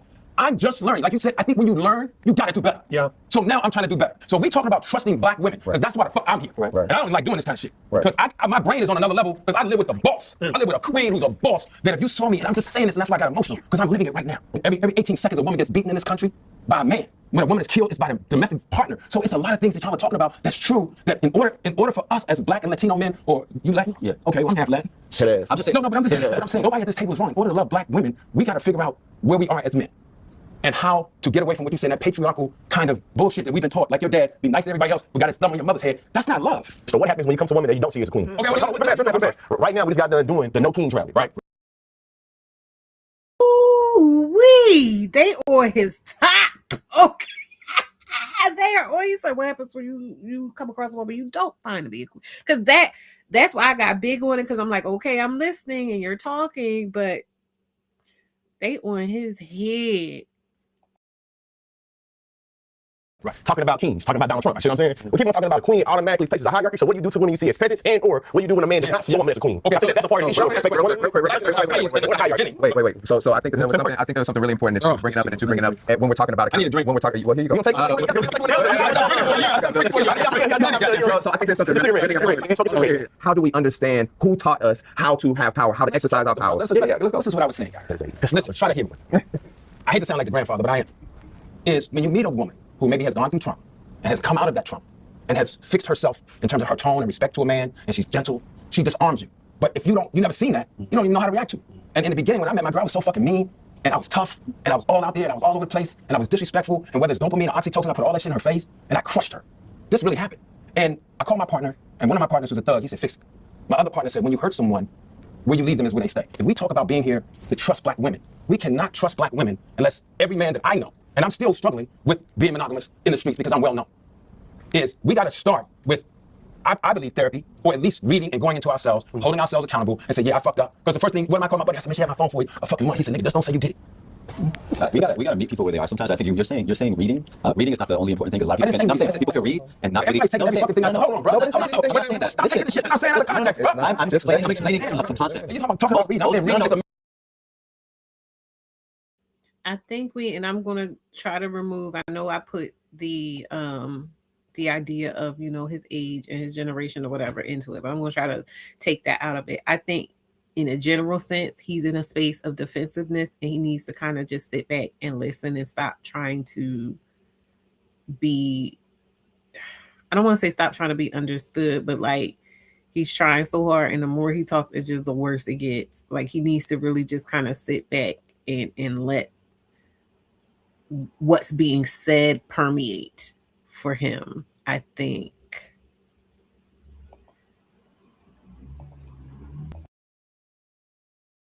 That's what I'm going to. People read and don't understand what they're reading. You just said that your woman, your black queen, she's a queen to you, and essentially you kind of alluded to the reason that she was a black queen to you was because she was gentle to you and was able to make you feel like, oh, I can open up and feel safe. That's not what I said. That's not what you said. No, I said what I was trying to say. She's held me accountable. And forced me. Man, you didn't in a soft way that made you able to do it. Because I'm about to walk the fuck out of here. We're right here with you. Okay? But I'm saying, in order for us to trust, if this is about fucking trusting black women, then you gotta be able to let your woman hold you accountable when you do patriarchal shit. Right. And when you come from the streets, that's almost impossible. Because we grew up, like you said, fuck that bitch. It's just so complicated. And in order for you to grow, even at 50, and I agree with you, you have to take yourself accountable. But when y'all bring me in this motherfucker, I'm living this. The main theme is trusting black women, but how do we get ourselves as men fixed to be able to love them the way they need to be loved? That's the beauty of this conversation, because we won't. Okay, what's itching my ass about this situation is, okay, the last thing he just said sounds good, but that's not what you were saying, sir. You were saying all this stuff about women not being right and they need to get themselves together. Like what you were saying is not harmonious to the statement you just made. And so I think he needed to just like chill and just listen. Because I get it, you're living it, you're going through it, you're learning and growing. We love the growth, but like you're not there you're not there. And maybe these younger men have had, you know, a kind of privilege in growing up in a time where what was true for your generation is not true for them, and they've had more avenues to be different. But even still, that means they're more advanced than you, so maybe you need to just chill, you know.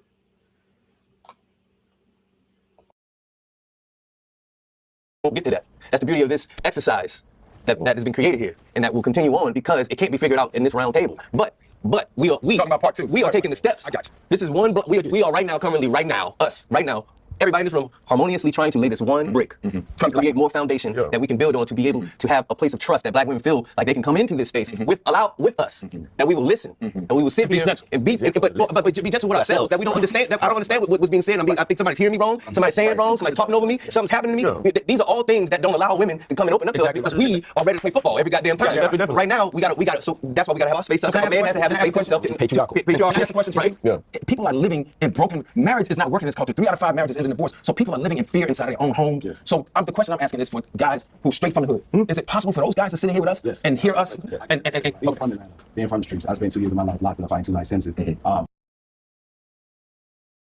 I think that is an example of manhood being, and this is something I've spoken of before, of manhood being centered. And I get that this is a roundtable about men and masculinity and a safe space for men and all of that type of thing. But even in the way that like the rest of the young men are having to come in and kind of de-escalate him and coddle him to a certain degree, and now he's speaking, oh well, I'm speaking for the men who could they come in here, if they want to learn something, and if they're coming in recognizing that, like he keeps saying, oh, I'm not done.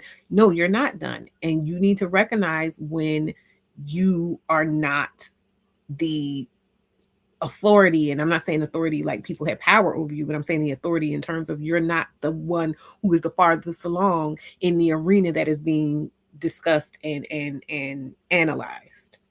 There, pretty much everybody at that table is more advanced than you.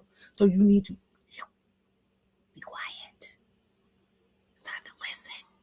You know, so yeah, if that person coming from the street, those men you're talking about were understanding that they had something to learn, and that these other people at the table are the ones that probably could teach them. Maybe not everything they need to know, but some things that they don't know that they're not as versed in, then yeah, they would be ready to have the conversation.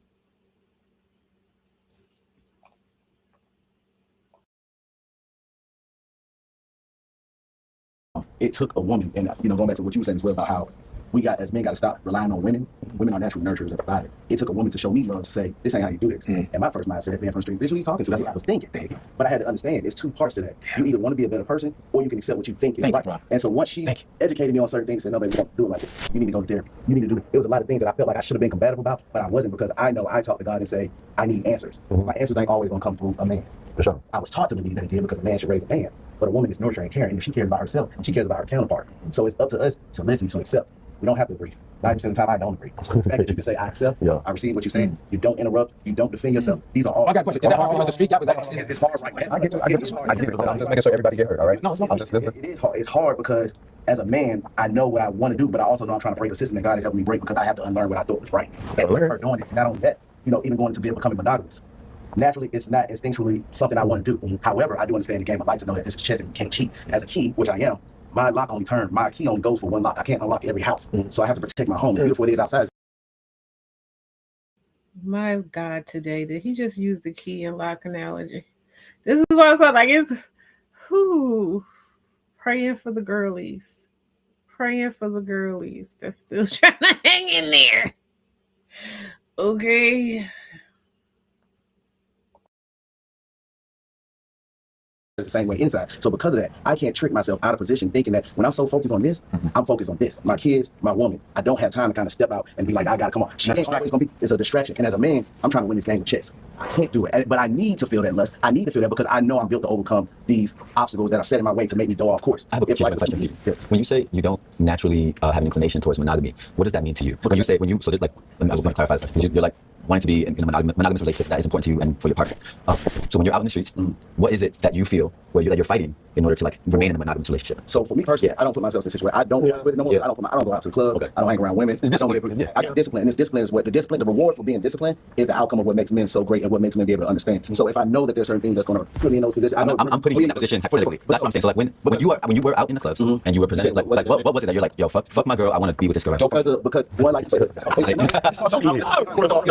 a lack of validation that I thought I needed, because the thing that made me feel like a man was that post nut. That post nut made me feel wanted because it started as a child. As we become adults, we don't understand. You grow. The inside of you was always that child seeking that validation and satisfaction of whatever didn't go right in life. That's what it was for me. So I learned that in therapy. I had to learn to discipline myself. I can't put myself in situations where that natural feeling, because if we only ask these questions when it comes to human race. We don't ask why lions go around fucking. We don't ask why monkeys go around fucking. The man is always allowed to go around and procreate in other animal kingdoms. But when it comes to us, instead of sitting there saying it's like men or dogs, that's all we know. But nobody gets to the bottom of why do men feel this way that they have to go and do this. And maybe that's just their natural being. But as a man, you still have to learn to discipline yourself, and you can't run with it just because that's how you feel. I might feel like killing somebody. That don't mean I won't go to jail. Right. And it's repercussions. So once you understand how to love yourself and understand karma doesn't always come back in the form of a woman cheating on you because you cheated on her.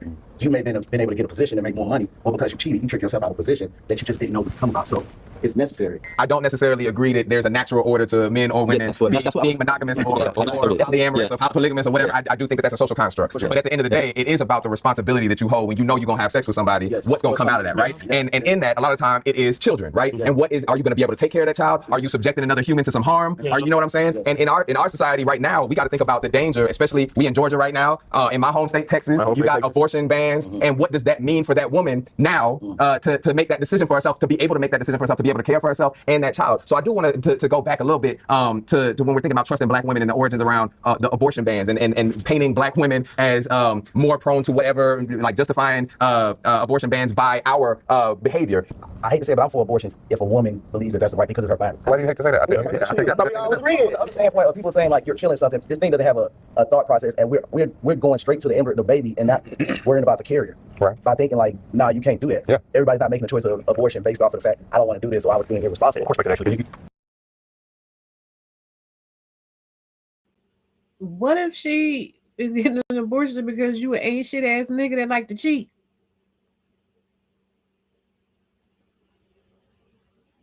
What if she want to get an abortion because you think you a dog out in the wild that should be able to just run free and fuck whatever?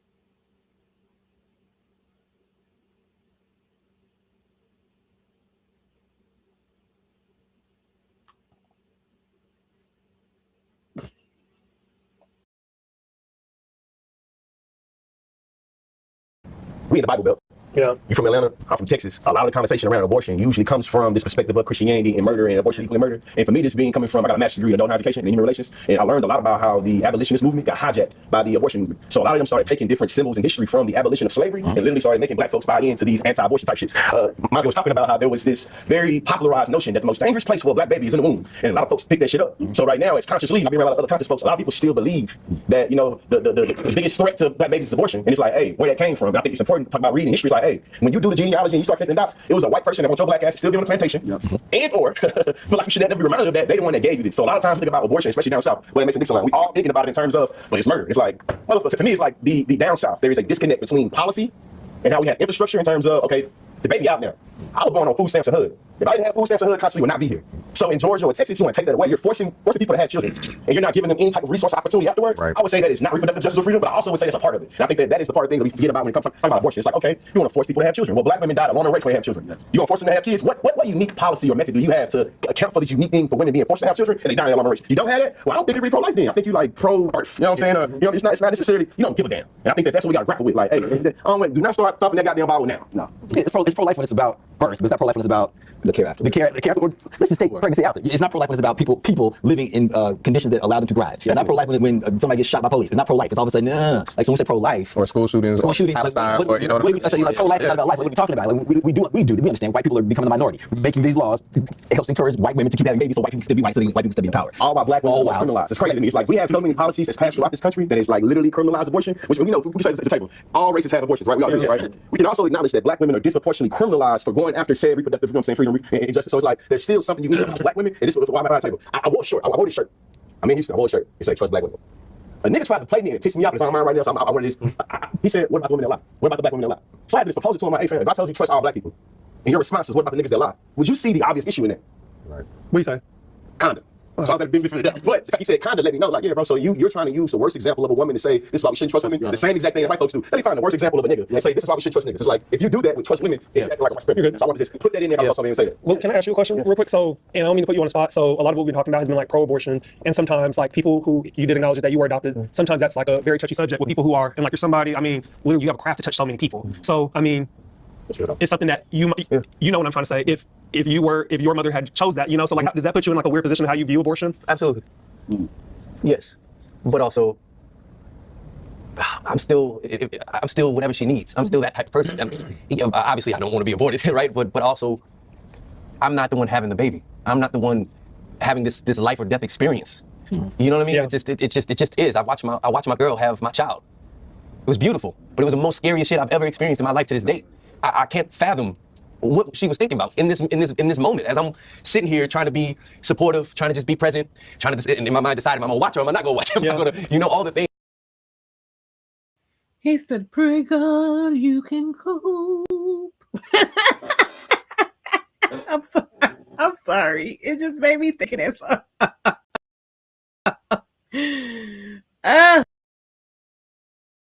Things, you know, because it's once in a lifetime. It's my first child. Do I want to see it or do I want to turn my head? It's like all these, and that's bullshit. Because what it came to was, no, I'm be present. Get out of your head, man. Fuck all that. Be present right here with her right now, with her and your child. Because when she stops breathing, he stops breathing.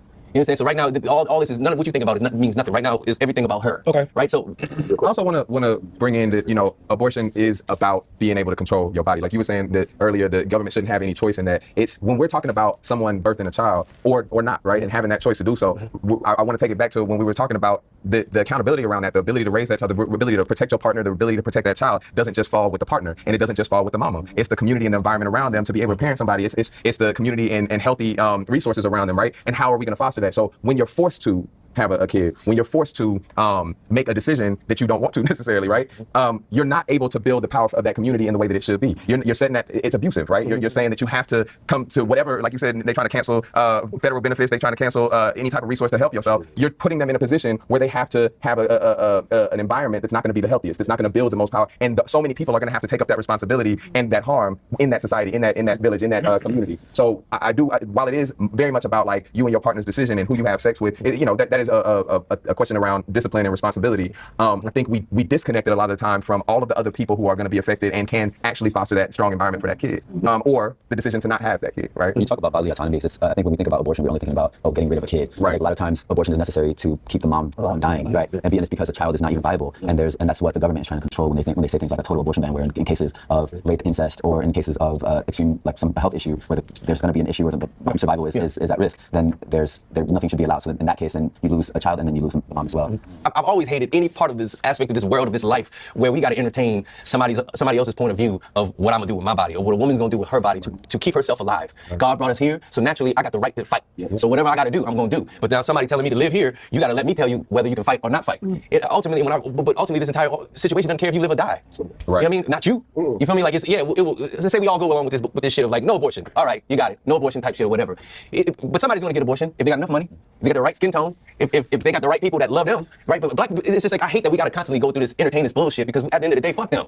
You know, I just wish we could get past this stupid shit. It's boring. You can afford the privacy. You can afford other means. If you're compromising the doctor's decision to make decisions about what to do during birth, you're compromising the community's decision. Yes. You're compromising so many people's decision about what to do with their resources and their bodies by compromising this woman's and abusing the power over this woman's decision to do with what she needs to do with her body. But that upholds patriarchy, which who said abolition? You talking about abolitionist movement? Like sorry, I'm about to go directions. We here. Every civil right that ever existed started with abolition of black people. Because if you free black people, then you got free everybody. Come on, right? And slavery is more. The abolition of slavery is not just about people working in the fields. It is about white men being able to rape black women to make property to have more slaves. That is what to be about abolition means, to be about the body autonomy of black women. Period. So, period. And what we're fighting against naturally is that we're all the descendants of survivors. Yes. I'm gonna say it again. Yeah. We are the descendants of survivors. Self-preservation is in our blood, it's in our DNA. Yeah. So to go against self-preservation is technically to be insane. Absolutely. Technically. So what we're fighting is, okay, we are a people that are resilient, and our ability to endure is what has kept us going. but that can't quite work anymore if we want what we say we want. For sure. So how, I guess it's a, and we're not gonna figure it out right here at this table, right? And understanding that it's a destination. Sorry, it's not a destination, it's a journey. Understanding that it's a process. It's a planting a seed under which the tree will never maybe sit, right? But it's like, but we eating fruit off the trees that we didn't plant. Right. And so how do we keep that going? How do we keep the ball in the air? How do we take this dialogue that we've had here, even the hard parts of it, and go, you know what?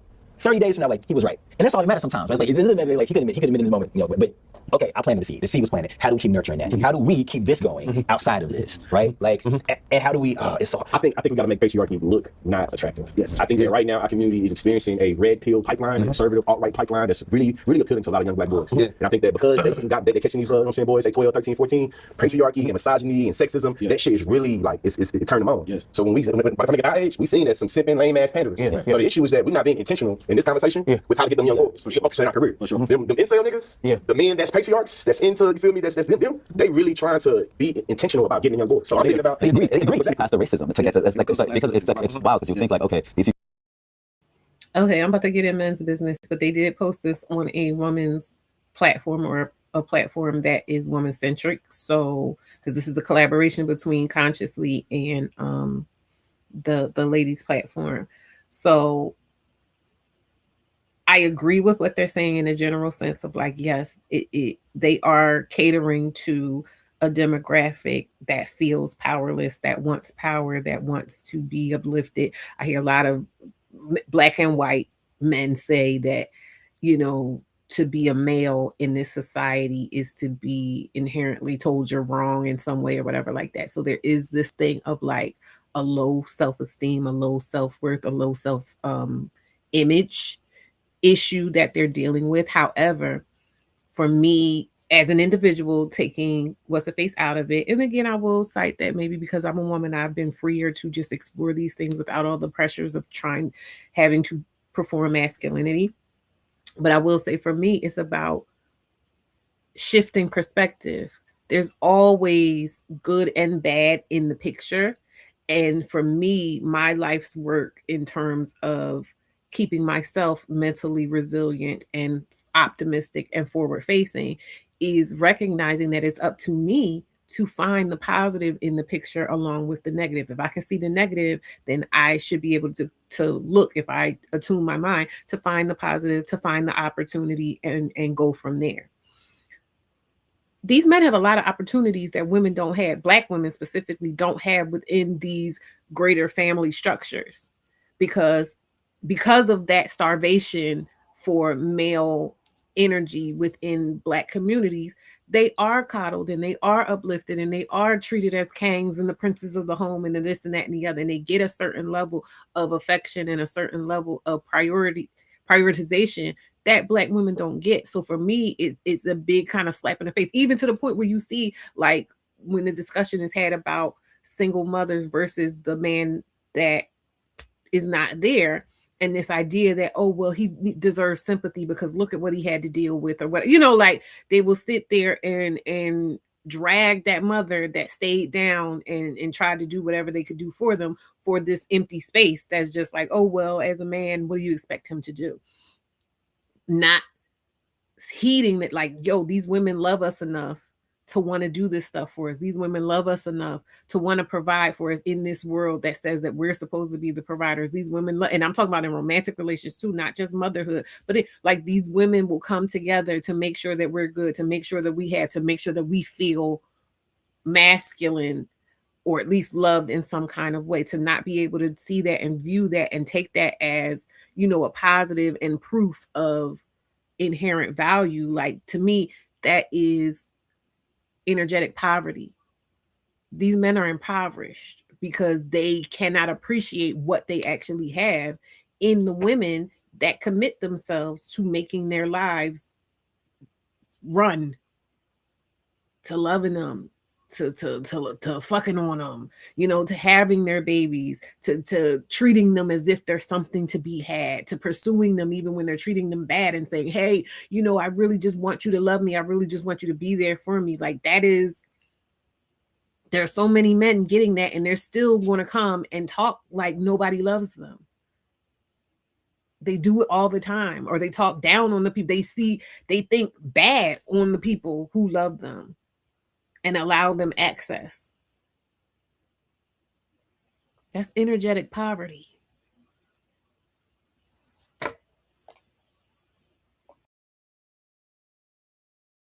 People, like you're talking about the alt-right pipeline, a lot of the people that have the podcast and they have artist voices right now, mostly cis white men, and they're looking past the racism and they're attracted to the patriarchy because of power and domination. What does that mean, real quick? Just because I love that everybody's talking about patriarchy and using the words, but what does that mean? Because I think what are the alt-right appealing to that makes people? Because they're not saying, hey, come to the patriarchy, everybody. It's great over here. You get what I'm saying? Real man is powerful, dominate. I'm gonna make more money than you. I'm gonna be able to control, and it's essentially that. The man of the house, he makes the decisions. The woman sits there and listens. Ain't only two places in the world for a woman: the kitchen and the bedroom. Type that stupid shit. So I go around a lot of white people, working class white folks, who, when Trump was coming in, I saw this coming all the way. Because for them, there's a box that everybody gets to check in order to progress. Black people can check a box and progress a little bit. Queer people can check a box and progress a little bit, but there's no box for white people. And you're telling me I have a privilege that I've never seen before. That's their. You're telling me I progress. So it's like, but everyone else is having power. I got to maintain power because it's about power. So how do we either destabilize the ideology around power, or how do we shift? It's things like this.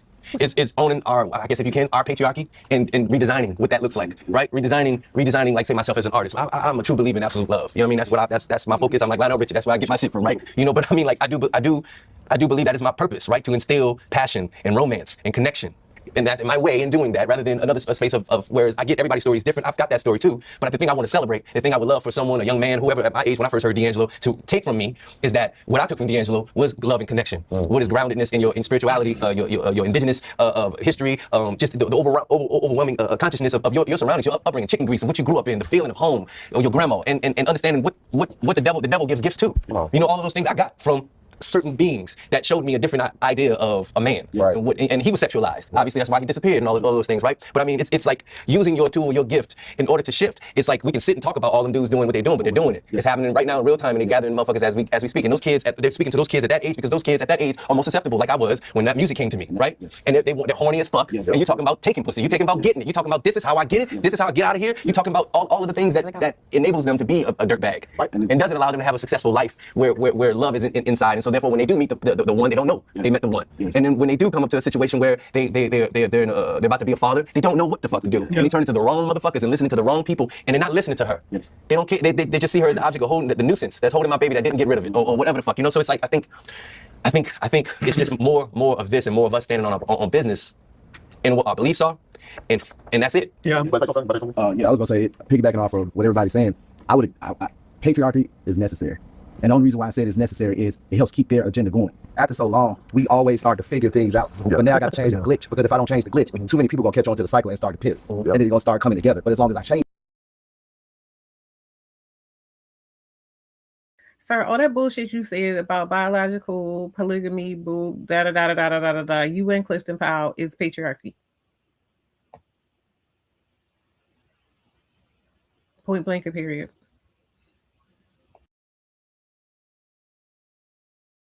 Change it, and I learned how to change it. Me coming out of the music industry, you know, I came up doing what I thought was the way of success for a man. Until I started understanding, I started losing in the music game when I started giving a fuck about business, because now I got kids to feed. So it's not making sense that I'm looking good with a diamond chain, bust down, driving a car that ain't even mine. So let's make it make sense so I can start. And that's when I had to really start understanding how purpose works, because I had to understand these music business and these labels are not driven off of the music that we make. They're called passive and residual income. They're invested in prisons, they're invested in pharmaceuticals. It's necessary that they push and give people like NBA Youngboy the chains and the gleam and the money that they give them, because that's how we get the horny little brothers that we get to start early.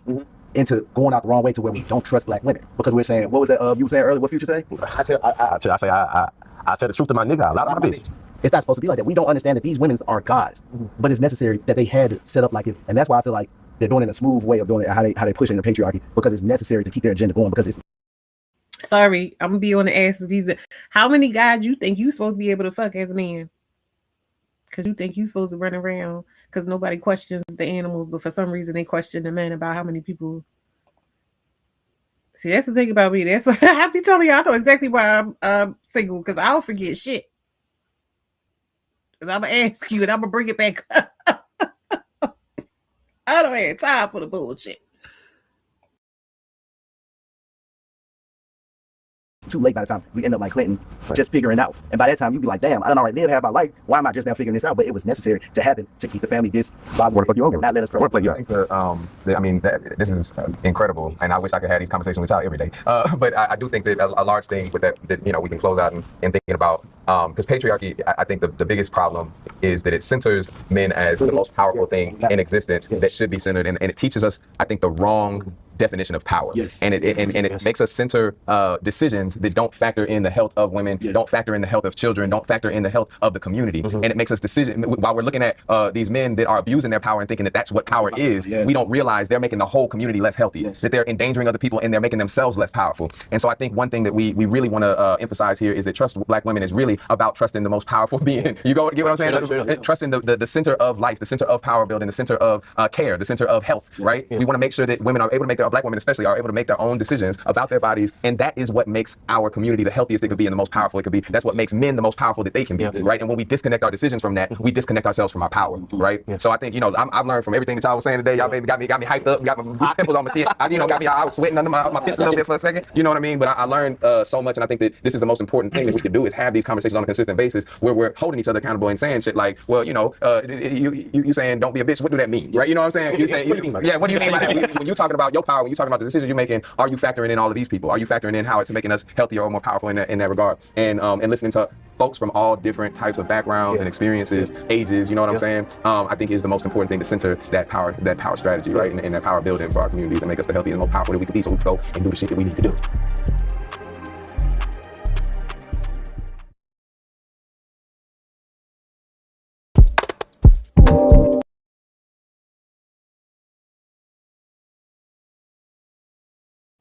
Sorry, y'all. Okay, so I pinned the link if anybody wants to come up, but thoughts. It said exactly let pin that thought you said. Because what was he talking about? Like, why he said all this stuff, and that's the thing. Like, I've been saying so long. When I see the panels, and especially the panels when you'll see, and it'll say for men only, or the men talk or whatever like that, and it's always a bunch of women up there trying to be heard, trying to talk over them, trying to tell them this and that and the other. Like, no, listen, you're going to get more. I mean, now some people, if you're aware that you like dragging men, that's fine, right?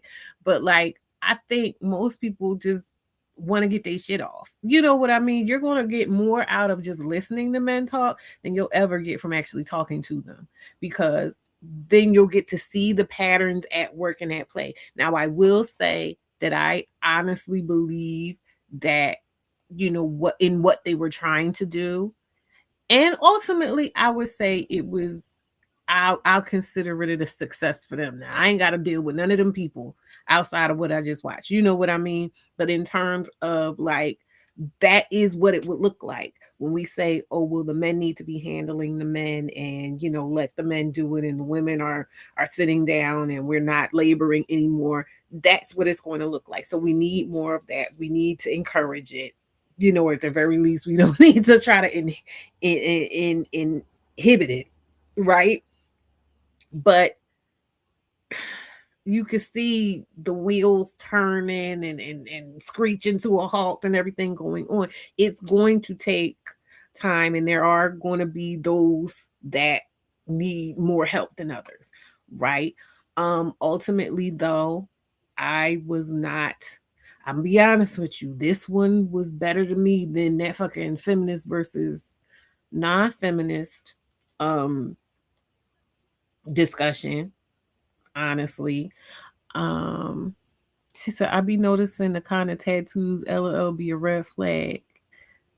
I didn't even notice the teardrop. Girl, and so what I gathered was that I need a trans man or a gay man, because these straights ain't shit. Listen, I mean, it's always at your own risk. I think that that's the thing that I've been trying to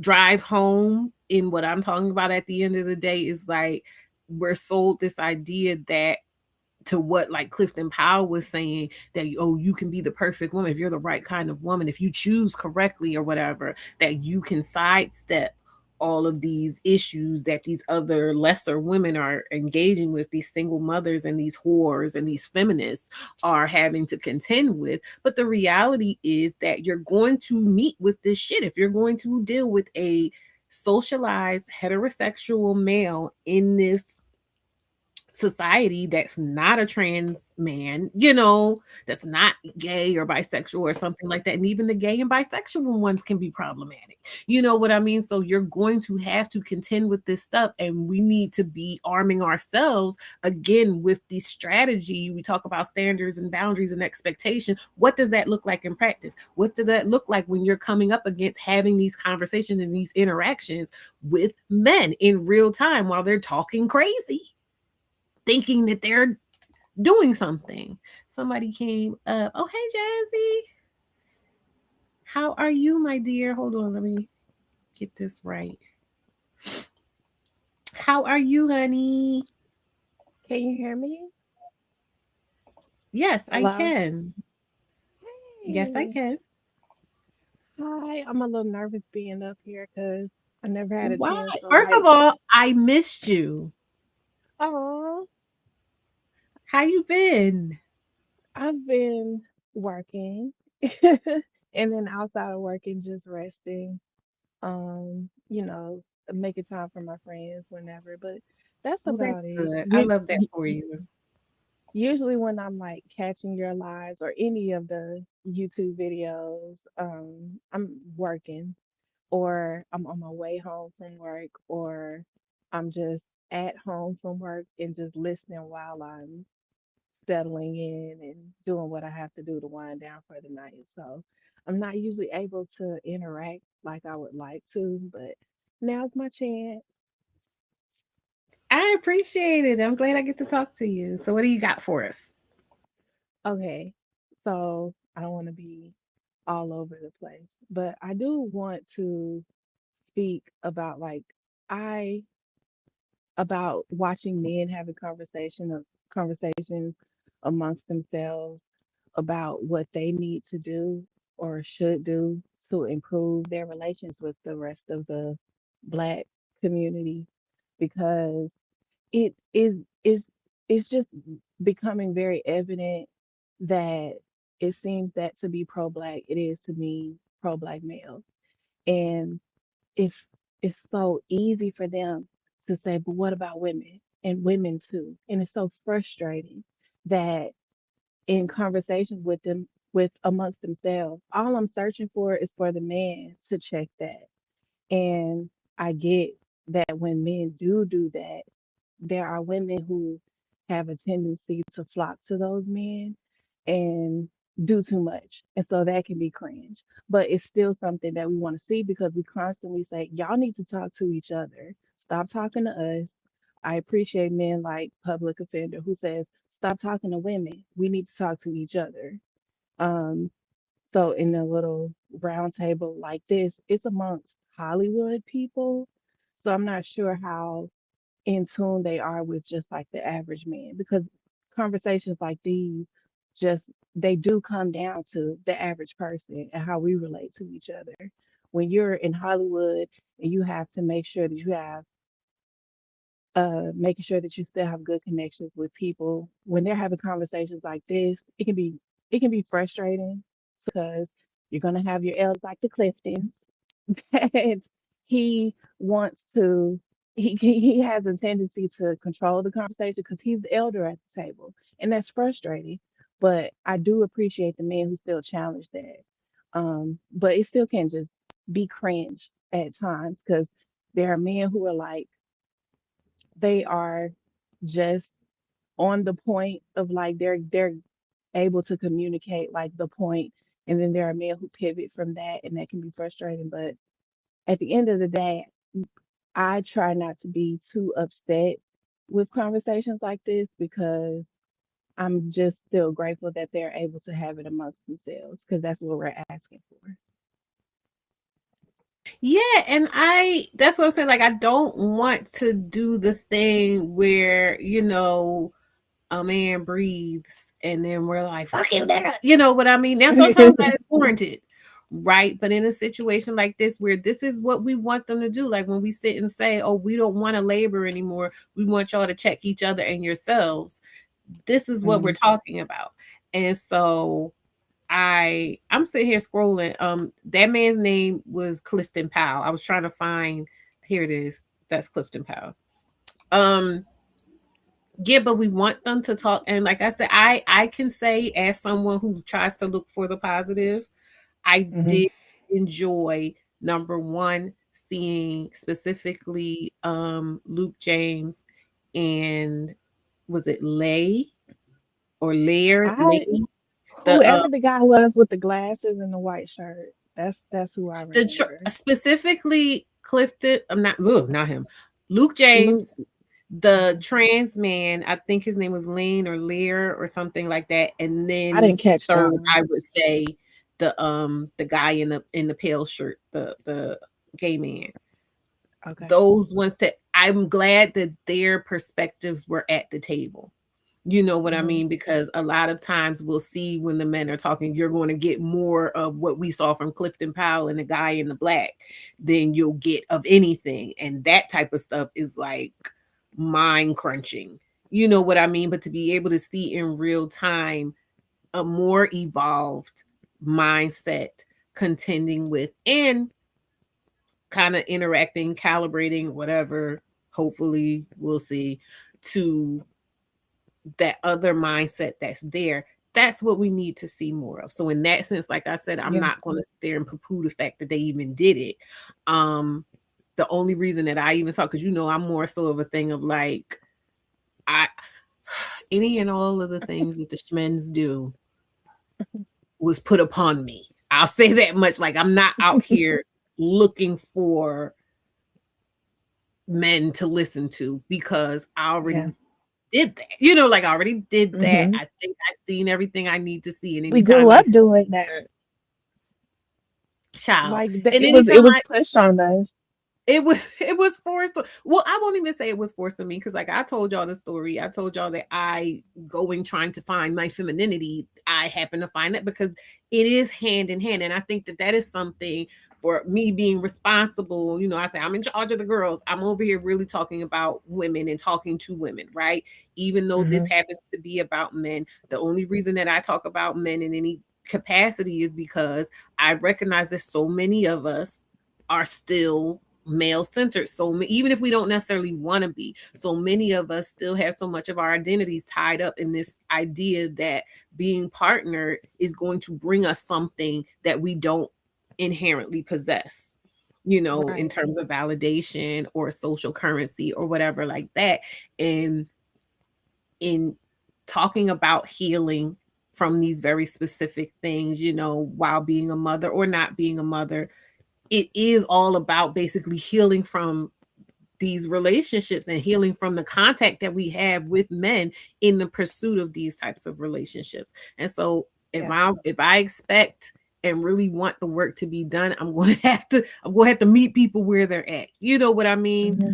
But for Hmm. me, I think it's what's most important is, like, even I was talking about Cardi B on the last live, and the dichotomy between her, what it seems to be her experience and how she's chronicling, or her experience is being chronicled online, to those other women that I highlighted and what they seem to be focusing on in their own lives and how they seem to be showing up in their own lives. We have to Hmm. be self-centered, and being Yeah. self-centered means, number one, that we don't seek validation, even if we're seeking connection. Of course, now the ghetto wants the ghetto.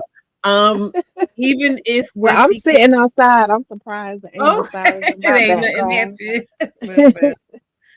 Listen, even if we're seeking connection, you know what I mean? And even if we're seeking particular kinds of experiences, for instance, like today's Valentine's Day, if I wanted to have a traditional type of Valentine's Day or whatever, I would have to go out and deal with a man, or a lady, whatever I wanted to do. But let's say heterosexual, I would have to go out and Hmm. I have to deal with a man. I would have to, keep a smiley face and be happy and pleasant and all of those things.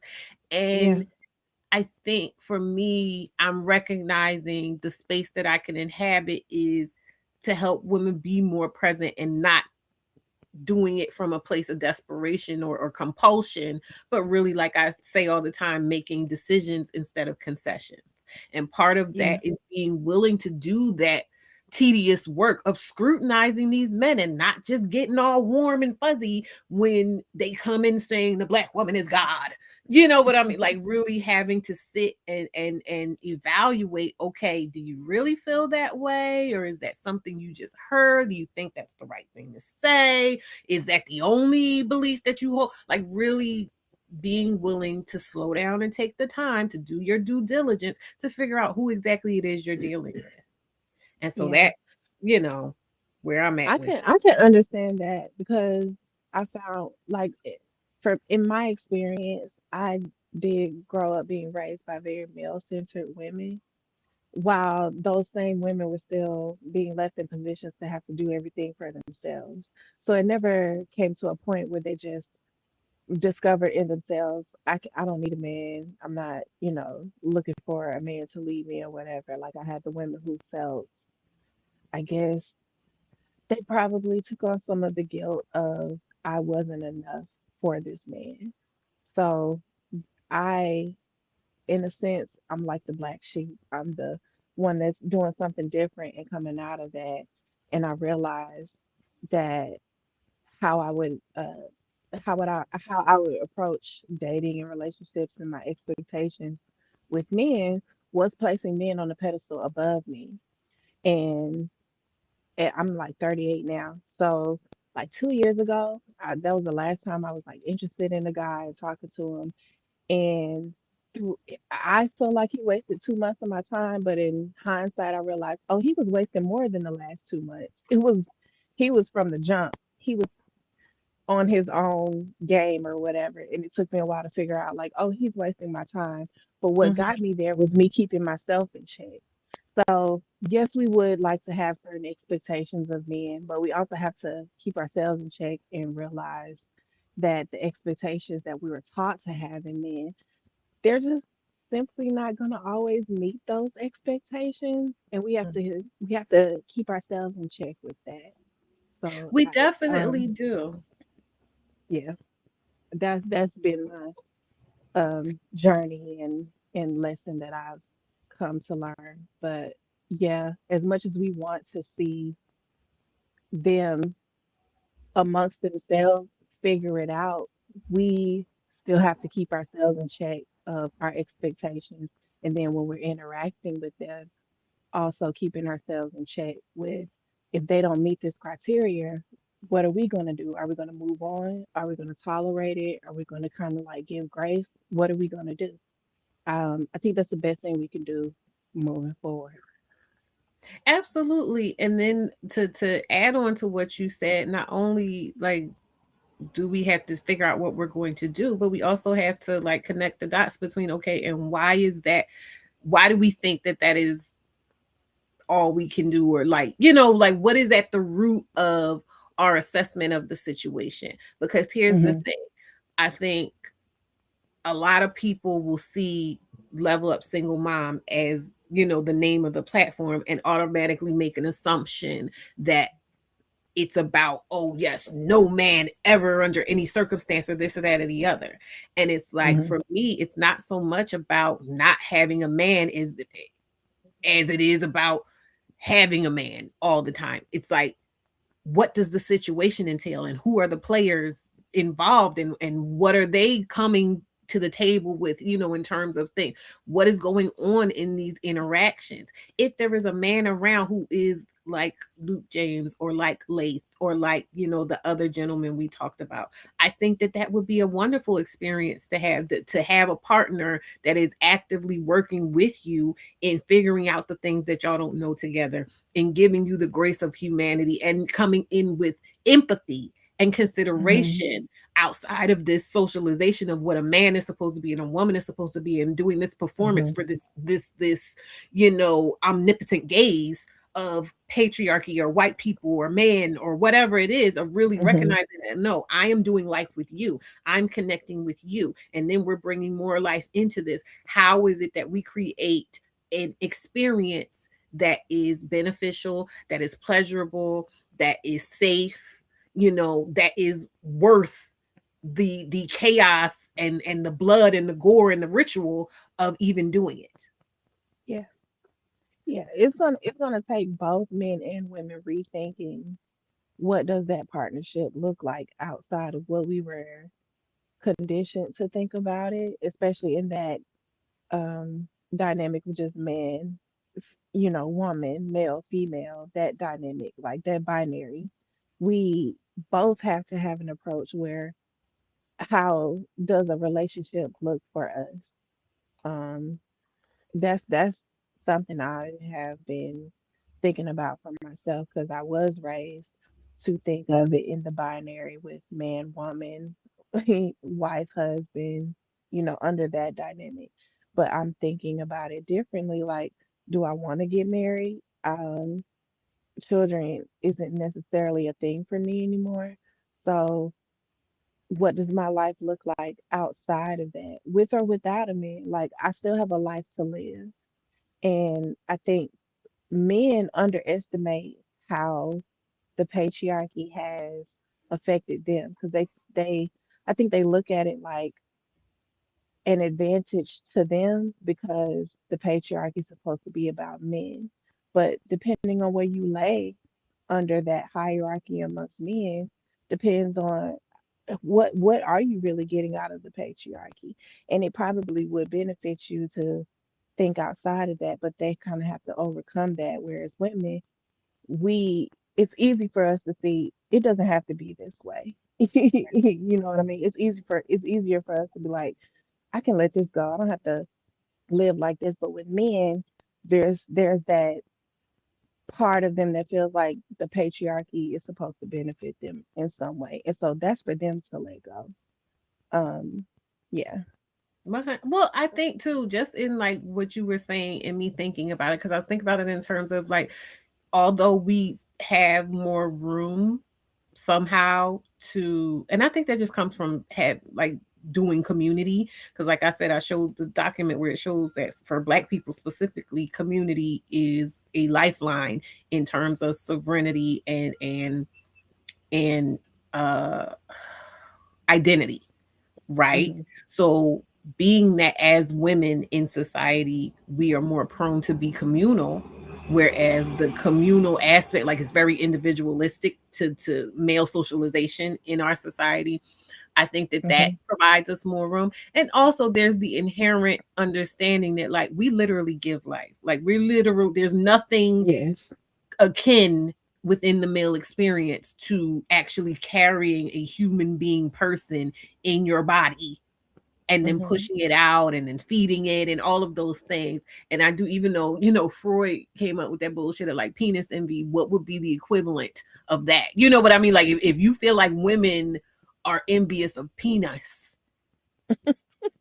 then would it not No, stand to denote that something so amazing as actually that creating seems life? like a that penis envy. That's amongst themselves, and white men kind of did they big one with that one. I don't. That's what I'm like. That's That's the amongst biggest them. part of like, okay, boy, but even if I'll give it to you, fair enough. But you're telling me that I can have envy over that thing, but y'all don't Uh-uh. have any kind of envy over. Right. Like try do it without us. As much as they treat us like we're just so worthless and we're not undeserving, do it without us. Love to see it. Love to see it. You won't see it because it ain't gonna happen. I say that too because they'll always say, "Oh yeah, we're coming up with wombs or whatever, to be able to do this." And Uh-huh. I'm like, right now, right here today, if someone were to give me some sperm, I can make some shit shake. Yeah. Y'all couldn't do I nothing with don't know what I can do, but I know I can do something. y'all couldn't do nothing with an egg of mine. You get what I'm saying? Like I mean, maybe you could put it into a certain degree, but you wouldn't be able to gestate without another woman's body, is what you get what I'm saying? No. So it's like, it's one of those things where those are the questions and the things you kind of have to within your own mind chew on and just hold on to, put a pin in when we're having these conversations, when we're having these interactions. And like for me, like I said, I remain optimistic in a general sense because I don't have nothing else to do. For me, if there's nothing to look forward to, then there's no reason to continue. Yeah. However, we have to keep our heads on a swivel and we have to be intentional and we have to be grounded in our desires as Yeah. individuals and as Yeah. women specifically. Yeah. Grounded, and I think grounded in accepting that what you thought would be your ideal future is probably not going to happen, especially with a relationship. It's probably not going to look like how you thought it would look, or it's nothing wrong with you desiring that, but is your desire based on what you want or what you were told that you wanted? You have to accept that it's probably going to look different from that. And for me, I know I accept if I never get married, I'm already accepting not having children. But if I just never find that person, I still have a life worth living. And I have to figure that out because I'm not really surrounded personally by women who could show that for me. So maybe I'm meant to be that difference. And so that's just my focus.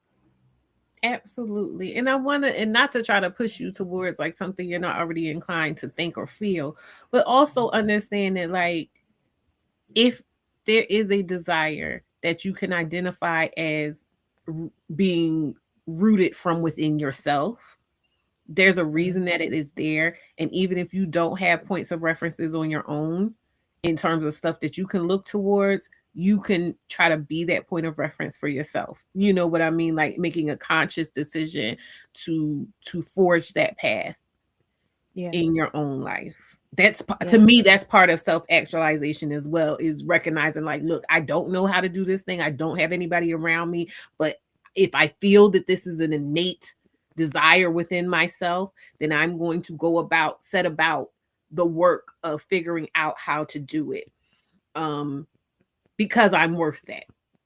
Yes. Yeah, because life doesn't end just because it doesn't turn out how you thought it was supposed to turn out. So Yeah. yeah. Oh, thank Well, you so that's much for it. I don't know what else to say. no, you know, that was amazing. Thank you so much. I think that's an amazing way to Yay! I'm glad I could contribute Oh positively. wait, please don't edit. If y'all ever think like there's no stupid things to say, you know what I mean? Like that's why I'm here. It's not I'm not here because I feel like I know everything. I'm here because Mhm. I'm trying to create a space where we can, like they were doing, we can come and unpack this stuff. You know? Yeah. And I'm thankful for your platform because again, for me personally, I am kind of alone in this journey.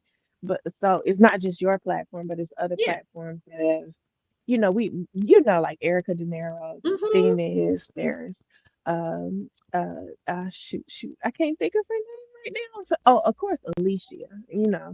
I I have to confess to you that with the new hype feature, I saved my hypes for you and Alicia. So Oh, thank you. And I, let me make sure she knows that. I will let her know. yeah, Thank you so much.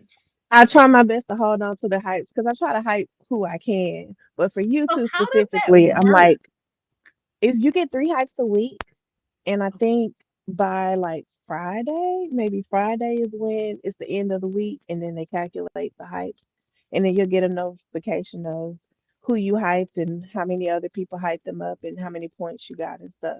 And Oh, that's so so I, cool. Well, yeah, hype out of the me up, three, y'all. of course, I try to Thank you save it so for much. you and Alicia. I don't know which video, but I see you drop a video. I try to save it for you. I give you the like and then the hype, and Oh, thank everybody you else so gets the much. extra hype. I Yeah, appreciate that. but And like in the beginning of this video, I was showing everybody my playlists and stuff because I'm trying to categorize my content so that it's easier for people to find, whatever they may be looking for between like makeup tutorials and just little 5 to 6 minute uh ideology videos or whatever, if they're not really for live streams or whatever. So in the beginning of this, if you go back to the intro, I'm showing like how you can utilize the platform too. And also if you want to share the platform and people um might like a particular kind of content or whatever from me, then you can do it through the playlist. But I appreciate every single thing you guys do. I see you here. I try to answer, all of your comments and stuff. I appreciate it. We are plugging along. Um, mhm.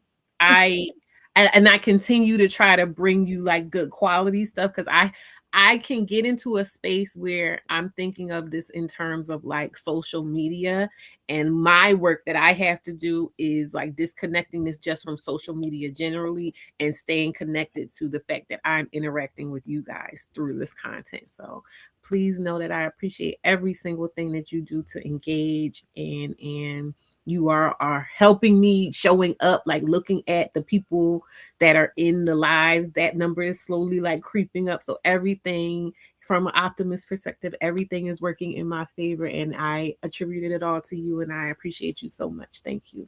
Yes, love you too. All right, is this it? Yeah, I you don't can know how to you can exit. go. You don't have to. Good Okay, night, I'll let Angela. you close out your show.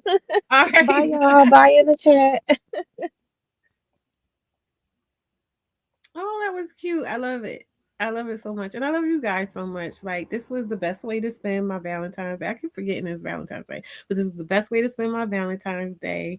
I love the conversation too. She said, how do you hype? So I'll see it. Like, if you go to the comments after, yes, thank you for explaining the hype. If you go into like the comments space, there's a little thing. If you're on your phone, you can kind of swipe right where you could make a comment or leave a comment. So there'll be like, you can make a comment, you can hype, or you can go to the live chat when it comes back, when it loads up. And so the hype feature, I think, is in the middle of there. It's like a swipey thing, but I never knew like what it was or how you worked it. So thank you so much for explaining that. Please, if you don't mind, if you haven't been using your hypes, please use your hypes on me because we need it over here. We need it over here. No, go ahead. Listen, go back, play. It'll be there. I'm not taking it down. It's all right. I would tell you set your bell, but you might already have it. I don't know what's going on there. I did do this impromptu though. I didn't have this up for a long time, so that's my bad. But I just wanted to get it out there because I saw this and I wanted to get on it before everybody was on it. Because I bring you the exclusives. I wanted to get it before everybody hopped on it. But go ahead, watch the replay. Please leave a comment. Do the hype. Do the hype thing. We were just talking about the hypes. So with that, I'm gonna go ahead and do this outro, and I will see you guys later. Woman Chat Wednesday is coming up. Like I said, we're going to have another standalone video on Monday, and I also recorded me doing this makeup look. So I'm in the midst of editing another tutorial from years ago that I recorded, but I just never got around to editing and posting because of technical issues, and I just happened to come across the camera again, so I got the footage off of there, so I'm doing that. So I got a couple of Refine Your Shine, Get Ready With Me's coming out. But yeah, we're doing this thing. I appreciate you kicking it with me while I figure all this stuff out. You're going to love everything. I love you guys, and I will see you on the next thing is going to be a video. But I'll see you next week at the next live. Bye. Happy Valentine's Day.